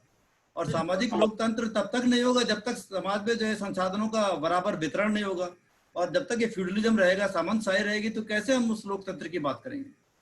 तो ये तो एक सारी सामाजिक न्याय की पार्टियों को कहना चाहिए। मैं अरुण जी के पास आ रहा हूँ और अरुण जी से पूछना चाहता हूँ, क्योंकि उन्होंने किताब को पूरा देखा है, उसके पूरे बिंदु। तो मैं ये चाहता हूँ कि ये जो लालू जी के जो आपने तो पूरा पढ़ा होगा तो आपको जरूर कोई कोई उनकी स्पीचेज अच्छी लगी। उनकी तो बहुत लच्छेदार भाषा भी होती थी। उनकी भाषा में विपक्षियों को मारने का भी जिस तरह से बोलते थे। जब हम आर्थिक नीतियों के खिलाफ बड़ा सम्मेलन हो रहे थे दिल्ली में, तो एक बार मैंने उनको सुना है, तो वो जो बोलते थे WTO आएगा तो कैसा असर पड़ेगा। तो लालू जी जो किसान की भाषा में बात करते हैं तो बोलना है कि भाई WTO आएगा तो जो है वो जो पपीता है वो इतना बड़ा होगा, आलू इतना बड़ा होगा। ये सिंपल भाषा में, एक्चुअल में वो जो जेनेटिकली मॉडिफाइड है फूड, उस समय तो हम लोग मजाक उड़ाए कि भाई लालू जी कैसे बोल रहे हैं, बेवकूफ बना रहे हैं। लेकिन हकीकत बात ये है कि आज भी अगर आप दिल्ली में खान मार्केट में जाकर ये खरीदना चाहें तो आपको पूरा वैसे ही फूल मिल जाएंगे। आपको लगेगा कि ये किस टाइप के हैं जी, इतना बड़ा। अब आप 12 महीने सारी चीजें उपलब्ध हैं, सब सब्जियां 12 महीने उपलब्ध हैं, जो एक जमाने में नहीं होती थी। तो ये सब जो है बड़ा कमाल है हमारा साइंस और टेक्नोलॉजी का। तो अरुण जी आप बताएं कि लालू जी की जो कुछ ऐसे भाषण होंगे जिनमें उनकी कम्युनिकेशन स्किल कमाल की दिखाई दे रही है आपको, जिसमें खासकर मूसरों के बीच में जा रहे हैं या कुछ, क्योंकि वो तो वहां गए ना। ये बात तो नहीं है कि कहीं नहीं गए, मूसरों के बीच में उनका चारवाह विद्यालय बड़ा जबरदस्त सोच का प्रतीक है, लेकिन वो आगे नहीं बढ़ पाए, बात दूसरी है। इसी में मैं एक चीज और जोड़ दूं। अभी ताहिरा जी जो बात कर रही थी भाषा की और डायलेक्ट की, जो बात कर रही थी कि जिस भाषा और डायलेक्ट को लेकर के लालू जी जनता के बीच पहुंचे, देखिए यही भाषा जो है, यही लालू यादव की सबसे बड़ी ताकत है कि आज वो कहीं नहीं है सत्ता में, लेकिन फिर भी वो विपक्ष के रूप में जो है आज भी मौजूद है। और दूसरी बात कि आपने जो कहा अभी कि वो मुसहरों के बीच गए या उनके बीच गए, उनके भाषण जो है, भाषण उनके जबरदस्त है। आप देखिए कि जब वो IIT जैसे संस्थान में भी भाषण देने जाते हैं तो वो अपनी भाषा को कहीं नहीं बदलते हैं। ऐसा भी नहीं है कि उनको उस समय अंग्रेजी या स्टैंडर्ड हिंदी नहीं आती है, ऐसा भी नहीं है। इसको इस परिप्रेक्ष्य में बिल्कुल नहीं देखा जाना चाहिए। मैं इसको इस परिप्रेक्ष्य में देखता हूं कि लालू जी बिहार की जनता को या उस अति पिछड़ी जनता को, उस दलित जनता को, उस आदिवासी जनता को यह संदेश देना चाहते थे कि इस भाषा के साथ भी अंतरराष्ट्रीय मंचों पर पहुंचा जा सकता है। बिल्कुल सही। और दूसरी बात जो मैं कहूं कि उनके भाषणों को संपादित करते हुए हम सबके समक्ष एक बड़ा संकट यही था कि अगर उसको हम बुक फॉर्म में लेके आते हैं तो हमें उसकी जो डायलेक्ट, उसकी जो बोली जो है, उसके शब्दों को स्टैंडर्डाइजेशन करना पड़ेगा, जिससे उनके भाषणों की जो जान है वो जो है चली जाए। तो ये एक बहुत बड़ा संकट रहा, लेकिन इस संकट का समाधान जो है हमने इस किताब में इस तरीके से करने की कोशिश की है कि उनकी भाषा, उनकी जो बोली है, अधिकांश जगह पर हमने उसको जो है एज इट इज बने रहने दिया है। हालांकि चूंकि मैं बिहार से नहीं हूं तो वो डायलेक्ट तो हो सकता है कि मेरे पास जो है वो नहीं आएगा, लेकिन मैं फिर भी जो है एक भाषण जो है कोट करना चाहूंगा जैसा आपके सवाल के अंदर जो है इशारा है। और चकबंदी के ऊपर जो है उन्होंने ये भाषण दिया है कि चकबंदी के नाम पर चकमा दिया जा रहा है। ये इस टाइटल से, अध्यक्ष महोदय, विशेष अधिकार का प्रयोग करते हुए मेरा नाम ऐड कर लिया जाए। मैं 5 मिनट बोलना चाहता हूं। अध्यक्ष महोदय, माननीय सदस्य नीतीश कुमार ने जो कटौती का प्रस्ताव लाया है, मैं उसके समर्थन में बोलने के लिए खड़ा हूं। आजादी मिलने के बाद आज सही मायने में भूमि का मालिक कौन, इसका निपटारा अभी तक सरकार नहीं कर पाई है। सरकार की आर्थिक नीति के चलते ही इतना बड़ा खून खराबा होता है। आधा खून खराबा का मामला आर्थिक नीति से ही संबंधित है। आज जिनको भूमि सुधार का काम दिया गया है वे अपना सुधार और अपने परिवार का सुधार करने में लगे हुए। आज बेतिया में इसी के लिए गुंडा राज कायम हो गया है, साथ ही पूर्णिया और सहरसा में भी गुंडा राज कायम हो गया है और सरकार ने इसका नाम नक्सलाइट रखा है। ये सारी गुंडागर्दी जमीन के चलते ही हो रही है। कुछ लोगों ने जमीन को लूटकर अपने रख लिया था। इसी जमीन की निकासी के चलते स्वर्गीय रामानंद तिवारी ने बेतिया में जाकर अनशन किया था ताकि वहां के गरीब लोगों को जमीन मिले, लेकिन भूमिपतियों ने मार मारकर बेतिया हॉस्पिटल पहुंचा दिया। तो ये देखेंगे कि पूरा जो है 2 पेज का भाषण है। इस तरह के तमाम लगभग 57 भाषण जो है इस तरीके के हैं, जहां लालू जी की भाषा और उनका एक्सेंट जो है वो उसी रूप में मौजूद है। थोड़ा सा जो है क्योंकि पाठक वर्ग का ध्यान, पाठक का भी ध्यान रखते हुए कि वहां हमारे पास जो है पढ़ने लिखने वाला पाठक जो है किताब तक पहुंचेगा, तो उनके लिए हमने जो है मानक भाषा का जो है प्रयोग किया जरूर है, लेकिन ये ध्यान में रखते हुए कि उससे भाषण की जो मूल जो भाव है वो भाव कहीं भी न टूटे। तो ताहिरा जी, ये बात अगर आपने सुनी हो तो लालू जी ने जो है भूमि सुधार की बात करी है, कौन सा भाषण था उनका? ये पद पे रहते हुए था, कैसे था? ये विपक्ष में था या मुख्यमंत्री के पद का था? ये उनका जो भाषण है बिहार विधानसभा में 6 जुलाई 1987 को उन्होंने दिया। 1987 को तो समय विपक्ष में थे जी, तो उसमें विपक्ष में थे तो वो भूमि सुधार की बात कर रहे, चकबंदी की बात कर रहे। अब मैं ये कहना चाहता हूँ, और ये सवाल बल्कि हम सब लोगों के लिए चिंतन की बात है कि 30 साल हमारे दोनों प्रदेशों में, उत्तर प्रदेश और बिहार, जो देश को प्रधानमंत्री देने का दावा करते हैं और जिन पे हमने सबसे बड़ी बात करी कि सामाजिक न्याय, सब यही मतलब पूरा रथ चल चुका है सामाजिक न्याय का, इन दोनों प्रदेशों में भूमि सुधार जो है नाम मात्र के हुए। और मतलब 30 साल में कितनी जमीनें मिली होंगी लोगों को कि अगर जमीनें मिलती और भूमि के साथ साथ शिक्षा और इस चीज पे अगर काम हो चुका होता।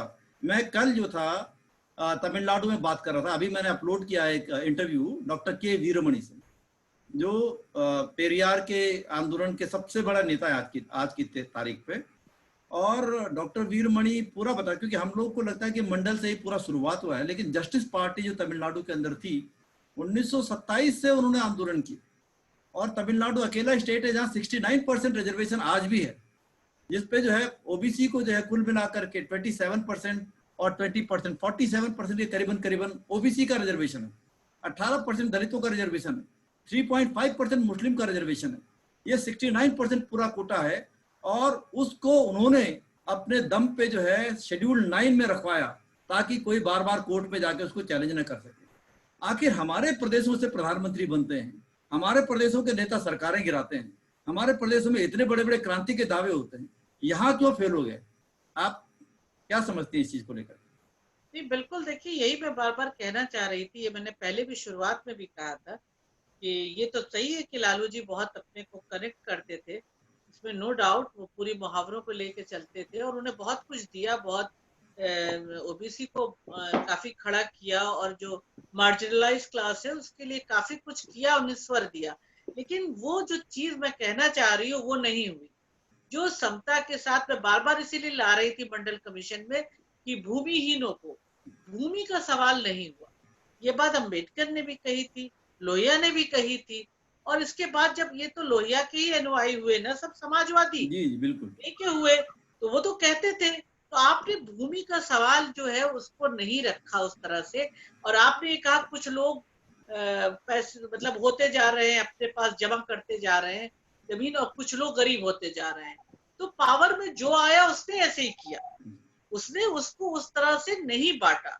देखिए, पावर में जब आप हैं, आप हेड ऑफ द स्टेट है, तो जब तक आप सामाजिक, जैसे आपने कहा था, न्याय की बात नहीं करेंगे, जब तक आप सोशल जस्टिस की बात नहीं करेंगे, तब तक आप बात ही नहीं कर सकते कि हम इनके अनुयायी हैं कि उनके हैं, कि हम इसको लेके चलना चाहते हैं, हम समता चाहते हैं, हम लोकतांत्रिक तरीका चाहते हैं। देखिए, सेकुलरिज्म होना चाहिए। सेकुलरिज्म के बगैर तो क्या है, हमारे देश की रूह है सेकुलरिज्म, यूनिटी इन डाइवर्सिटी उसमें कहा ही गया है। लेकिन इकोनॉमिक इनजस्टिस जो है उस पर भी तो बोलना होगा। इकोनॉमिक जस्टिस पे अपनी आंख नहीं मूंद सकते हैं जब हम दूसरी लड़ाइयां लड़ रहे हैं। और इकोनॉमिक इनजस्टिस जो है वो गैप जो पैदा करती है फिर उसको भरना कोई आसान नहीं होता है। और हमारे यहाँ क्या है, उत्तर प्रदेश में भी आप देख लीजिए, यहाँ भी वही पार्टियां काफी रही समय तक, जो बात करती रही, सामाजिक न्याय की बात करती रही, सोशल जस्टिस की बात करती रही। तो कहाँ गया वो सोशल जस्टिस? क्यों नहीं लोगों तक पहुंचा? क्यों लोग इतने गरीब बेबस है, इतने बेसहारा थे कि भी उन्हें कोई ऑप्शन नहीं दिखा तो वो किसी और तरफ चले गए? आखिर इसका जिम्मेदार कौन? सिर्फ सामाजिक न्याय की बात करने से नहीं चलेगा। सामाजिक न्याय को जब आप हेड ऑफ द स्टेट है, जिस समय आप पार में हैं, उस समय आप किस तरह से सबके पास इसको पहुंचाते हैं वो ज्यादा इम्पोर्टेंट। एक्चुअल में ये जो 87 में उन्होंने भाषण दिया जो आपने पढ़ा, और 89 में वो मुख्यमंत्री बन गए। दिसंबर 89 में सरकार वहां आ चुकी थी, और दिसंबर 89 में आ गए तो चकबंदी पे कोई हाथ नहीं छेड़ना चाहता।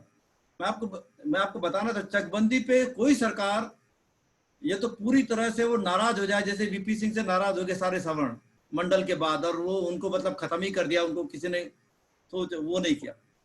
वैसे ही चकबंदी एक ऐसा चीज है जिसपे कोई हाथ लगाएगा तो जो दबंग जातियां हैं जो आपको प्रभावित करते हैं, दबंग हर जगह हैं, तो वो आपको करने नहीं देंगे, क्योंकि उन्होंने जमीनें घेरी हुई हैं, जमीनें कब्जा की हुई हैं। जिन जमीनों को बट जाना चाहिए था, दलितों में, पिछड़ों में, आदिवासियों में, उन जमीनों पे तो लोग कब्जा करके बैठे हुए हैं, और वो चकबंदी होने नहीं देना चाहते। आज भी हम कहते हैं सरकार के पास में कि आज अगर किसी सरकार को हिम्मत है तो ये काम करके देख ले, एक अनेक दूसरे प्रकार की सामाजिक न्याय हो जाएगा। ये चकबंदी की प्रोसेस के लागू करो, देश भर में जो जमीनें कब्जा की हुई आ जाएंगी आपके पास में, और उसको डिस्ट्रीब्यूट कीजिए।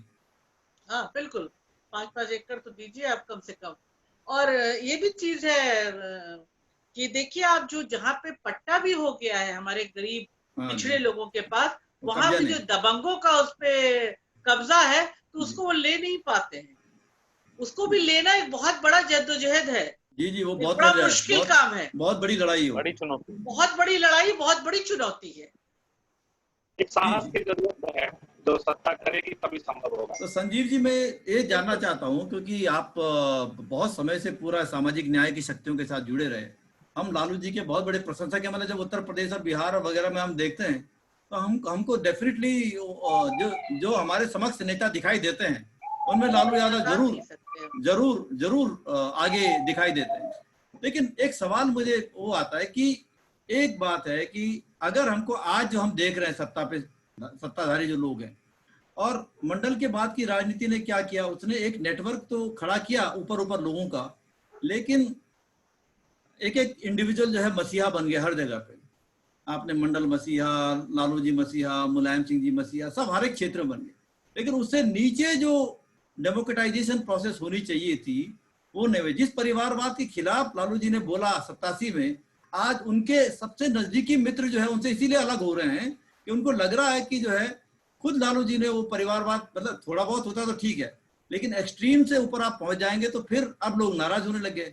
ये नहीं है कि सारे उनके दुश्मन ही बोल रहे हैं, उनके जो सबसे नजदीकी लोग थे वो भी यही बोलने लगे कि भाई अब तो लालू जी एक्सेप्टेबल है, क्योंकि वो संघर्ष करके आए, उन्होंने पूरा नीचे से संघर्ष किया। लेकिन लालू जी के बेटों ने तो संघर्ष नहीं किया, लालू जी की पत्नी ने तो नहीं संघर्ष किया। वैसे तो इस प्रकार का जो माहौल, हालांकि आप बोलेंगे कि सब जगह है, बिल्कुल है, सभी लोग कर रहे हैं, लेकिन सभी लोग कर रहे हैं तो हम भी करेंगे, तो लोग तो अब ये सब सवाल अब खड़े करने लग गए। और यही फर्क है जो आरएसएस कर रहा है कि उनका एक नेटवर्क है, उनका यहाँ लोग आते हैं, जाते हैं, बदल जाते हैं, और 50 जातियों को उन्होंने इकट्ठा करने का, उनके कॉन्ट्रडिक्शन को मैनेज करने का एक तरीका ढूंढ लिया। और जो वैचारिकी थी, क्योंकि लालू जी जो आते हैं वो साधारण जो जेपी जयप्रकाश नारायण के आंदोलन से हैं या लोहिया के आंदोलन से मुलायम सिंह जी बोलते हैं, और लोहिया और जयप्रकाश कोई फूले और पेरियार और अंबेडकर नहीं है। अंबेडकर, फूले, पेरियार ही इस ब्राह्मणिकल सिस्टम के काउंटर नैरेटिव दे सकते हैं, लोहिया और जयप्रकाश नहीं दे सकते। तो लोहिया और जयप्रकाश के सहारे आप ब्राह्मणिकल पॉलिटिक्स को कभी चैलेंज नहीं कर सकते। क्या आपको लगता है ऐसा, या क्योंकि वो वैचारिकी में वो प्रॉब्लम है कहीं ना कहीं पर? बाबा साहब अम्बेडकर चुनाव जीत नहीं पाते थे और भंडारा से हारे, कांग्रेस के एक दलित कैंडिडेट ने उनको हराया। संविधान सभा में लाने के लिए भी उनको बंगाल से सपोर्ट लेना पड़ा, बाद में फिर दूसरी चीजें हुई। तो ये तो पार्लियामेंट्री पॉलिटिक्स है। ये निश्चित तौर पे जो वर्चस्ववादी समूह है उससे लड़ने का सबसे बड़ा वैचारिक टूल वो तो डॉक्टर अम्बेडकर और पेरियार जैसे विचारों में ही है। लेकिन पार्लियामेंट्री पॉलिटिक्स में जब आपको सत्ता की राजनीति करनी होती है तो सत्ता निश्चित तौर पे बड़ा बदलाव जो मैंने अभी कहा कि मंडल का एक बड़ा प्रभाव आपको दिखता है। सत्ता का अर्थ सिर्फ कुर्सियों पे जो राजनीतिक सत्ता है, प्रधानमंत्री और मुख्यमंत्री होना तो होता नहीं है। विधायक सत्ता कई फॉर्म में होती है, विश्वविद्यालयों का कुलपति होना, विश्वविद्यालयों में प्रोफेसर होना, संस्थानों का निदेशक होना, तो ये तमाम चीजें सत्ता कई फॉर्म, संस्थानों में बड़े पदों पर होना।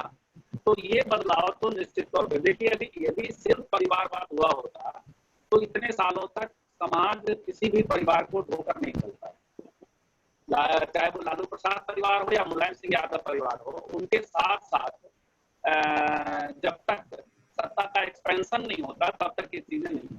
पर्टिकुलरली लालू प्रसाद के मामले में आप देखिए कि उन्होंने जरूर पत्नी को राबड़ी देवी को आगे बढ़ाया, लेकिन आप राबड़ी देवी के कार्यकाल को आपको अलग तरीके से भी देखना पड़ेगा। एक अनपढ़ महिला, ये लोकतंत्र है और लोकतंत्र में यदि जो वोटिंग राइट है और जो सत्ता जो चुनाव लड़ने का राइट है वो शिक्षा का राइट नहीं है, और बहुत जान सोच समझ कर हमारे संविधान के निर्माताओं ने तय किया। तो मुख्यमंत्री के तौर पे अनपढ़ महिला वहां बैठती हैं, लेकिन जिस तरह से शासन चलाया है लालू जी के जाने के बाद 2004 तक 8 सालों तक लगभग शासन चलाया उन्होंने। और आप देखेंगे कि जो कथित तौर पे जिन नकारात्मकताओं के लिए लालू जी को पोसा जाता है उससे अलग राबड़ी जी के यहाँ, जैसे नरसंहार का ही मसला है, तो राबड़ी देवी के शासनकाल में धीरे धीरे कमना शुरू होता है। भ्रष्टाचार का जो शोर है वो शोर कमना शुरू होता है। तो राबड़ी जी को फिर हम उस श्रेय नहीं देते। रही बात आगे चल करके फिर सत्ता में, तो तेजस्वी यादव के सामने भी ऐसा नहीं है कि जरूर सोने के थाल में चीजें आई थी, लेकिन आज तो उनको प्रूव करना पड़ेगा। राजनीतिक चीज ही ऐसी है, आप कोई ऐसी विरासत नहीं देंगे। जैसे कलाकार, यदि कोई कलाकार अपने बेटे को अपनी कला में पारंगत करना चाहता है तो उसके बेटे को तो वो उपलब्धि हासिल करनी होगी ना, वो रियाज करना होगा, वो संगीत की दक्षता हासिल करनी होगी। राजनीति भी उसी तरीके से, चाहे आप जिस परिवारवाद की बात कर रहे हैं, मोतीलाल नेहरू के बाद नेहरू आए, लेकिन ऐसा नहीं था कि मोतीलाल नेहरू के कारण नेहरू आए। एक कारण हो सकता है, और नेहरू ने फिर लगातार कई सालों तक वो जेल में रहते हैं, आजादी के आंदोलन को लीड करते हैं। आगे इंदिरा गांधी, नेहरू ने भरपूर कोशिश की कि उनके रहते भर में, एक बार हालांकि अध्यक्ष बना दी गई हो, लेकिन पूरे भरपूर कोशिश की कि उनके रहते भर में इंदिरा गांधी संसदीय राजनीति में सक्रिय ना हो। सरदार वल्लभ भाई पटेल के बेटे को और बेटी को उन्होंने संसद में भेजा जरूर, लेकिन इंदिरा गांधी का संघर्ष अपना रहा। और आप हम सब जानते हैं कि क्या इंटरनल संघर्ष कांग्रेस का रहा, किस तरह से कांग्रेस निखरता है। आगे चल करके वैसे ही राजीव गांधी इस मामले में जरूर ये रहे कि उनको इमीडिएट सत्ता हासिल हो जाती है। आज राहुल गांधी को संघर्ष करना पड़ा। तो वैसे ही तेजस्वी यादव मुश्किल से 1.5 साल के लिए मंत्री जरूर बन गए, लेकिन उनको संघर्ष करना पड़ेगा, उनको प्रूव करना पड़ेगा। और ये मेरा मानना है कि सत्ता परिवार तक सीमित रख करके यदि इन लोगों ने किया होता तो ना उसका असर होता और ना इतने लंबे देर तक सत्ता इस पैकेट में बनी रहती। नहीं, वो तो ठीक है आपने कहा, लेकिन बात यह है कि लोग यही सोचते हैं, उनके सीनियर लोग भी, कि 25 साल का जो तेजस्वी है उसको मुख्यमंत्री पद की कैसी योग्यता हासिल हो गई नीतीश कुमार के अंडर में। तो ये तो सवाल लोग पूछते हैं कि जो उनके ही नजदीकी हैं, वहां पर भी अब्दुल बारी सिद्दीकी थे और भी परिवारवाद के पक्ष में नहीं खड़े हो रहा हम लोग। नहीं, मैं आपकी बात से सहमत हूँ कि राजनीतिक परिवार है तो होगा, लेकिन ऐसा होता है कि जब परसेप्शन होता है, आप देखिए आज जो पूरी लड़ाई में कांग्रेस जो पूरी तरह से पिट चुकी है उसका कारण है परसेप्शन का। परसेप्शन पूरा हो चुका भाई। अगर आप देखें तो गांधी फैमिली में एक ही आदमी आ रहा था ना, राहुल 15 साल हो गए लड़ते लड़ते, लेकिन यही होता है सब जगह, परसेप्शन ऐसा हो गया। जबकि बीजेपी में भी कम से कम जो है बड़ी संख्या में जो उनके जिस टिकट दे रहे हैं वो सब किसी के बेटे हैं, किसी के परिवार के लोग हैं। लेकिन परसेप्शन ऐसा बन गया क्योंकि आप एक व्यक्ति नहीं है, आपके परिवार से 4-4, 5-5 लोग आ रहे हैं, तब परसेप्शन बन रहा है।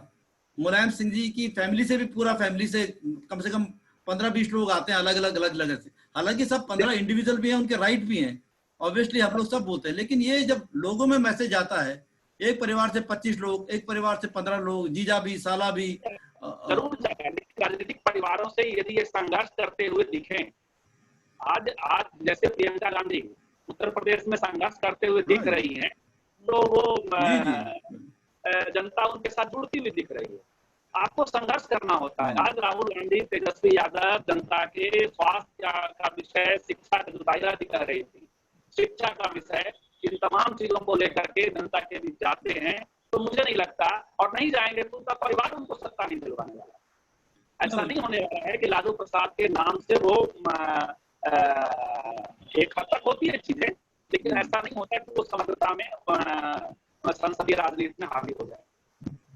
तो ये बेसिक बात है, और मुझे लगता है कि हम लोगों ने आज लंबी बातचीत कर ली। नहीं, बिल्कुल ये बात बहुत जरूरी भी था आज के परिप्रेक्ष्य में, और बड़ा गंभीरता से इसको सोचने का भी है, क्योंकि मंडल की राजनीति को इस संदर्भ में भी देखना पड़ेगा कि मंडल ने क्या वैचारिकी की राजनीति दी हमारे यहाँ, जैसे तमिलनाडु के अंदर है। क्योंकि जो आपने एक सवाल उठाया कि डॉक्टर अम्बेडकर चुनाव नहीं जीत पाए, ये सवाल एक्चुअल में आप अगर देखें तो शेड्यूल्ड कास्ट फेडरेशन जो उनकी थी, उसने जो है वो एक जमाने में जो थी महाराष्ट्र के अंदर भी मेन ऑपोजिशन पार्टी थी। तो ऐसा नहीं था कि वो चुनाव नहीं जीत पाए। उस समय तिकड़में कैसी होती थी। अम्बेडकर की प्रिविलेज वो कास्ट की नहीं थी जो लालू जी की है, क्योंकि पिछड़ी जाति के होने के बाद भी जाति के नंबर्स बड़े मैटर करते हैं और ताकत भी मैटर करती है।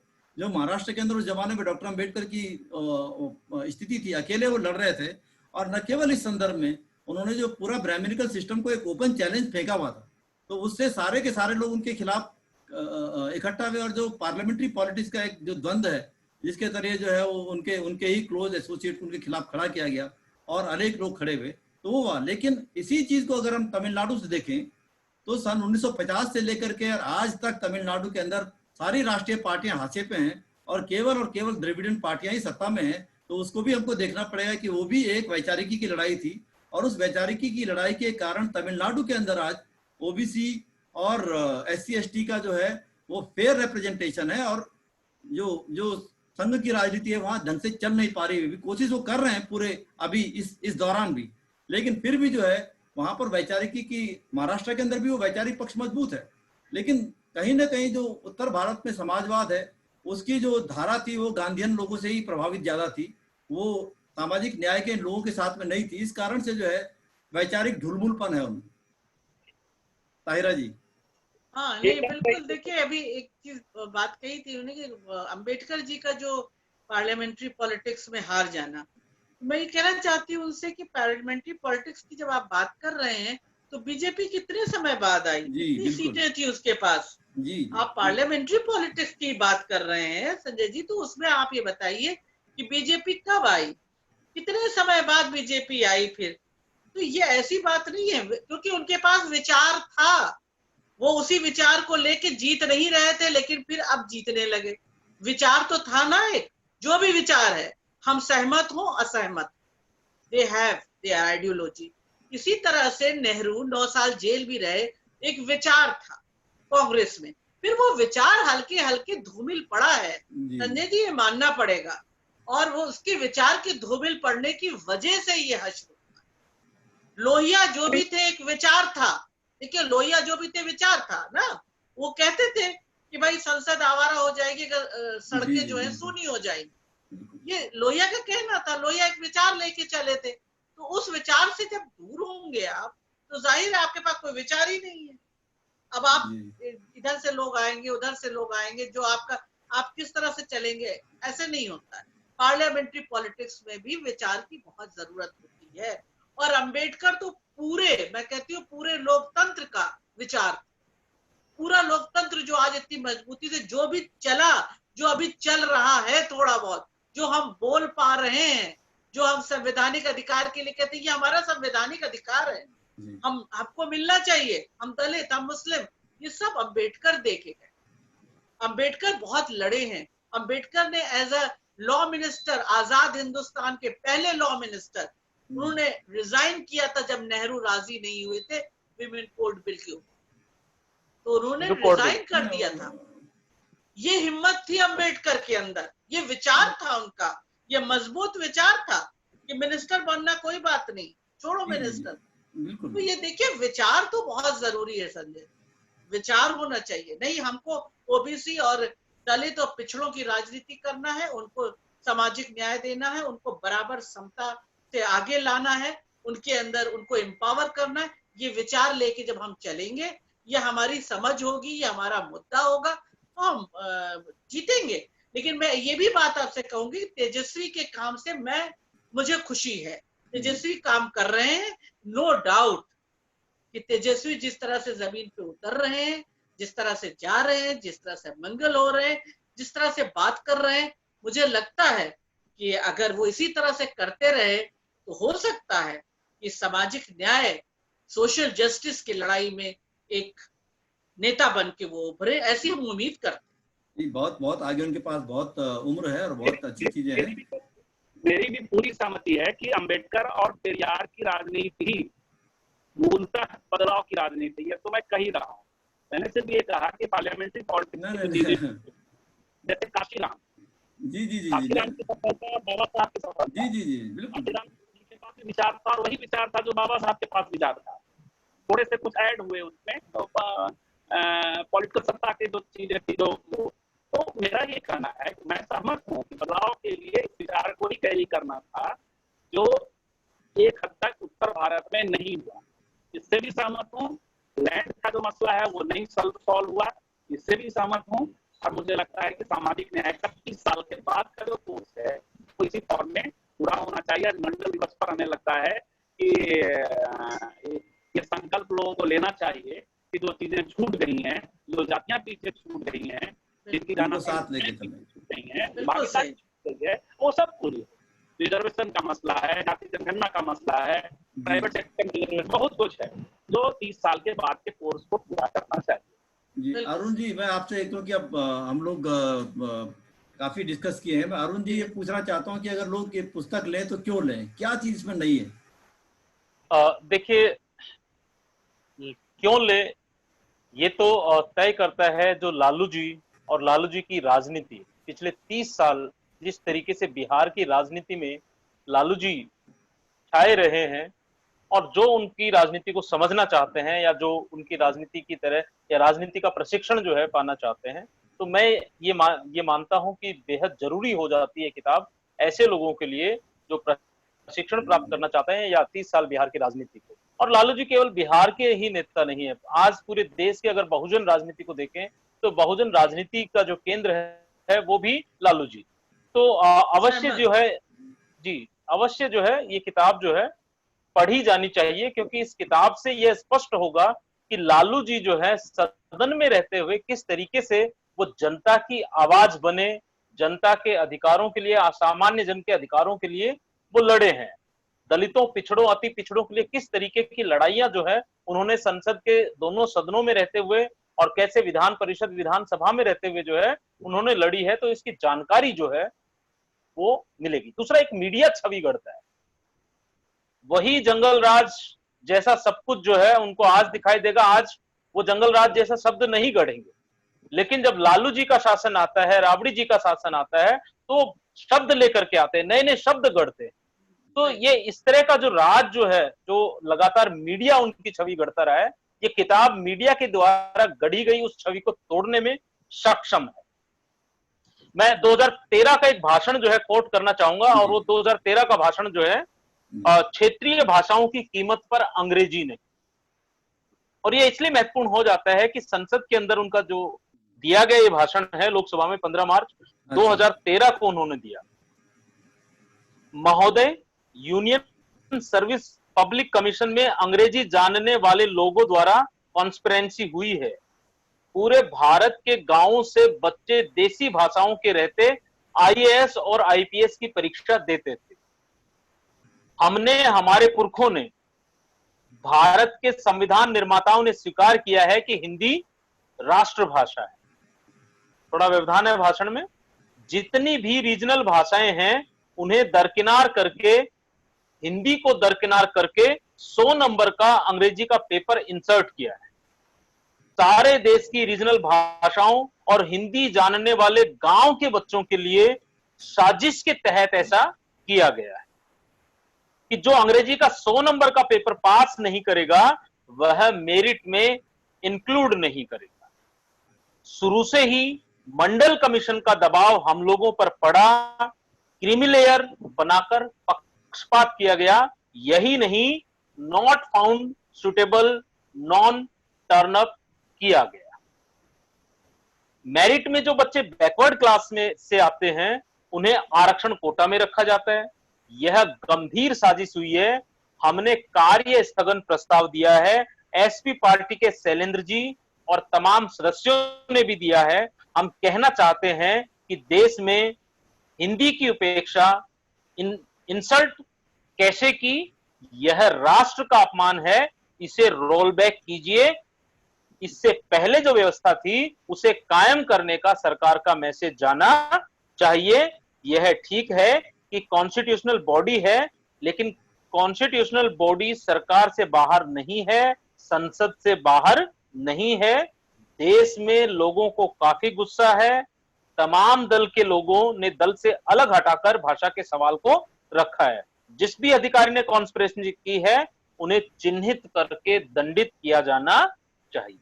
तो ये देखिए कि किस तरीके से जो है वो बहुजन, जो बच्चे, जो गांव से जो बच्चे हैं, मैं खुद अगर मैं अपनी बात करूं कि 2000-2003 के अंदर जब मैं आईएएस की तैयारी करने की सोच रहा था तो सबसे बड़ा ड्रॉबैक मेरे सामने अंग्रेजी बनकर के आई, क्योंकि अंग्रेजी में का जो है 6th स्टैंडर्ड से स्टार्ट किया था मैंने।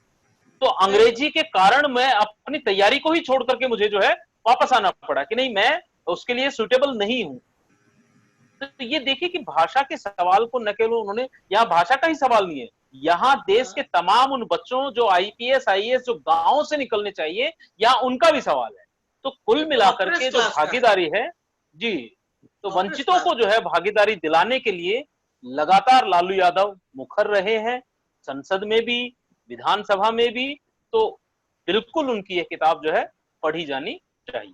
संजीव जी, एज ए साहित्यकार और एक सामाजिक न्याय के योद्धा के तौर पे आप भी लड़ते हैं सामाजिक न्याय के लिए, आपका पूरा जीवन संघर्ष इसी में है। आप इस किताब को क्यों पढ़ने के लिए कहेंगे लोगों को? संजीव जी, आवाज आई? आपकी आवाज में धड़धड़ाहट है। नहीं, आपकी आवाज में धड़धड़ाहट है एक्चुअल में। आपका जो संजीव जी, आप जो है लैपटॉप बंद कीजिए अपना। दो इलेक्ट्रॉनिक गैजेट एक साथ चलाएंगे तो वो दिक्कत करेगा। अब आप बताइए, आपको आवाज आ रही है मेरी? आपकी आवाज अभी ठीक है लेकिन धड़धड़ाहट है हल्की। हाँ जी। हाँ, तो मैं ये पूछ रहा हूँ कि इस किताब को एज ए मतलब प्रकाशक नहीं, साहित्यकार के तौर पे और एक सामाजिक न्याय के योद्धा के तौर पे आप किस तरह से रेकमेंड करेंगे लोगों के लिए कि पढ़ें, क्यों पढ़ें?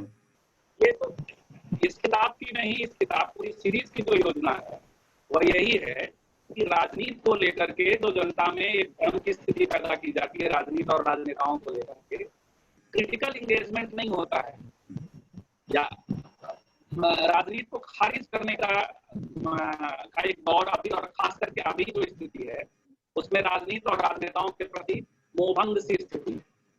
तो ऐसे टाइम पे हम लोगों ने, ऐसे समय में हमने सोचा कि सीएससी राजनेता करते क्या है, संसदीय राजनीति की भूमिका क्या है, सदनों में राजनेता किस तरह से जनता की आवाज बनते हैं, जनता स्वयं।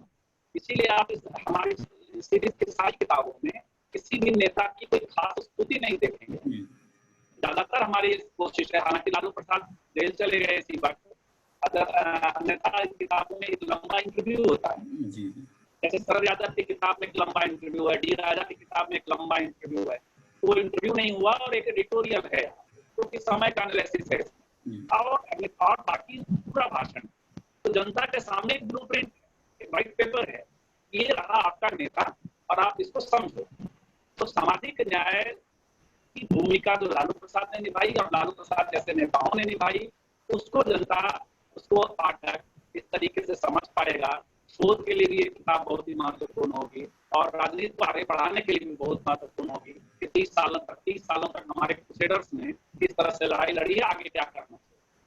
ताहिरा जी, आप बताएं कि सामाजिक न्याय की लड़ाई का क्या भविष्य है और लालू जी का को किस तरह से आप देखते हैं, आपकी त्वरित टिप्पणी। पहले तो बधाई है भाई अरुण जी और संजय जी को, ये किताब पुस्तक लाए हैं। ये देखिए, सामाजिक न्याय के लिए मैं कह रही हूँ कि जो यंग जनरेशन है हमारी, जो जैसे तेजस्वी के लिए मैंने कहा, मुझे लगता है कुछ उनके अंदर पोटेंशियल दिखता है।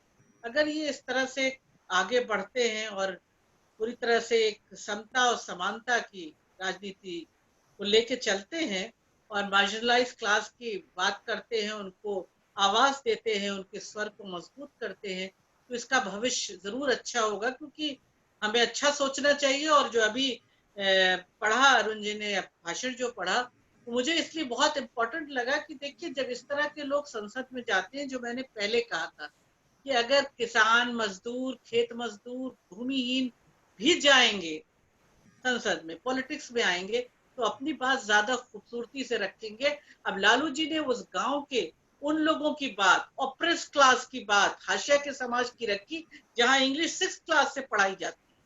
और वो बच्चे जो प्रिविलेज्ड हैं, बड़े फैमिलीज के हैं, जो इंग्लिश मीडियम में पढ़ के आए, फरफर इंग्लिश, उनसे वो बच्चे कैसे compete करेंगे, कैसे आगे बढ़ेंगे।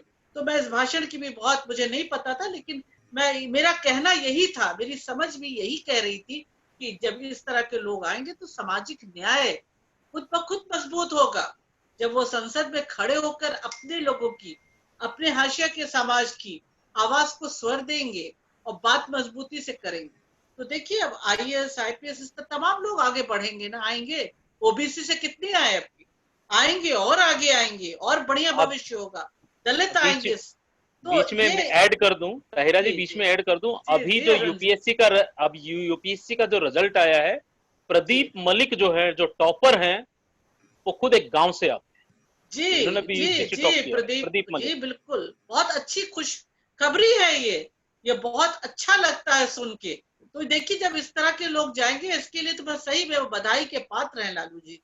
और ये किताब मैं भी पढ़ूंगी और मुझे भी उम्मीद है कि जनता भी इसको समझे और इस तरह के जन नेता और आए और बाहर निकले और अपनी बात को कहें और सोशल जस्टिस को मजबूत करें। क्योंकि मैं फिर कहूंगी, लोकतंत्र मजबूत होगा हमारा, जो सबसे बड़ा लोकतंत्र है दुनिया का, वो इसी से मजबूत होगा, जो सोशल जस्टिस से। अगर सोशल जस्टिस का नहीं है, इसका सिर्फ ऐसे ही हम बात करेंगे, तो वो चीजें पूरी हिल जाएंगी, न्यू हिल जाएगी। तो हम तो ऐसे, जैसे मैंने पहले कहा था, कबीर की भूमि है, अम्बेडकर की भूमि है, बुद्ध की भूमि है, रामा की भूमि है, और यहाँ रैदास की भूमि है, जो बेगम पूरा ख्वाब देखते हैं कि जहाँ सब बराबर हैं। एक अच्छा सा सुंदर सा ख्वाब देखते हैं, खूबसूरत सा ख्वाब देखते हैं। ऐसे ही हमारी सारा ऑप्रेस क्लास इस तरह का ख्वाब देखे, जब सपना देखेगा तो जरूर हासिल भी करेगा उस सपने और एक अच्छा भविष्य हो। मैं तो उम्मीद करती हूँ कि सोशल जस्टिस की ये लड़ाई और मजबूती से आगे चलेगी, हमारा ऑप्रेस क्लास और मजबूती से आगे आएगा, वोकल होगा, अपने अधिकारों की लड़ाइयां और भी मजबूती से लड़ते हुए आगे बढ़ेगा। धन्यवाद। सामाजिक न्याय की लड़ाई जब तक चलेगी, लालू प्रसाद यादव का नाम उसमें बहुत प्रोमिनेंटली आएगा, क्योंकि उन्होंने एक न केवल आवाज दी, बल्कि मैं उनको एक बहुत थॉटफुल पॉलिटिशियन के रूप में देखता हूँ, उनके चिंतक के रूप में। और वो चिंतन इसलिए नहीं कि वो किसी विचारधारा से प्रभावित है, जैसे हमने चिंता की कि नहीं, लेकिन जो उनके जो भाषणों में जो चीज दिखाई देती है, वो उनके संघर्ष की चीज दिखाई देती है। हर जगह पे जो उन्होंने जब संघर्ष किया, तो वो बात उनके भाषणों में बहुत अच्छे से दिखाई देती है। और इसीलिए जो है, संघर्ष की राजनीति जो छूट रही है पूरे उत्तर प्रदेश, बिहार में, क्योंकि इन दो प्रदेशों की हम ज्यादा चर्चा कर रहे हैं, बिल्कुल, उन प्रदेशों में संघर्ष की राजनीति को सामाजिक न्याय की राजनीति के साथ जुड़ना होगा और सामाजिक न्याय की राजनीति को संघर्ष की राजनीति के साथ जुड़ना होगा।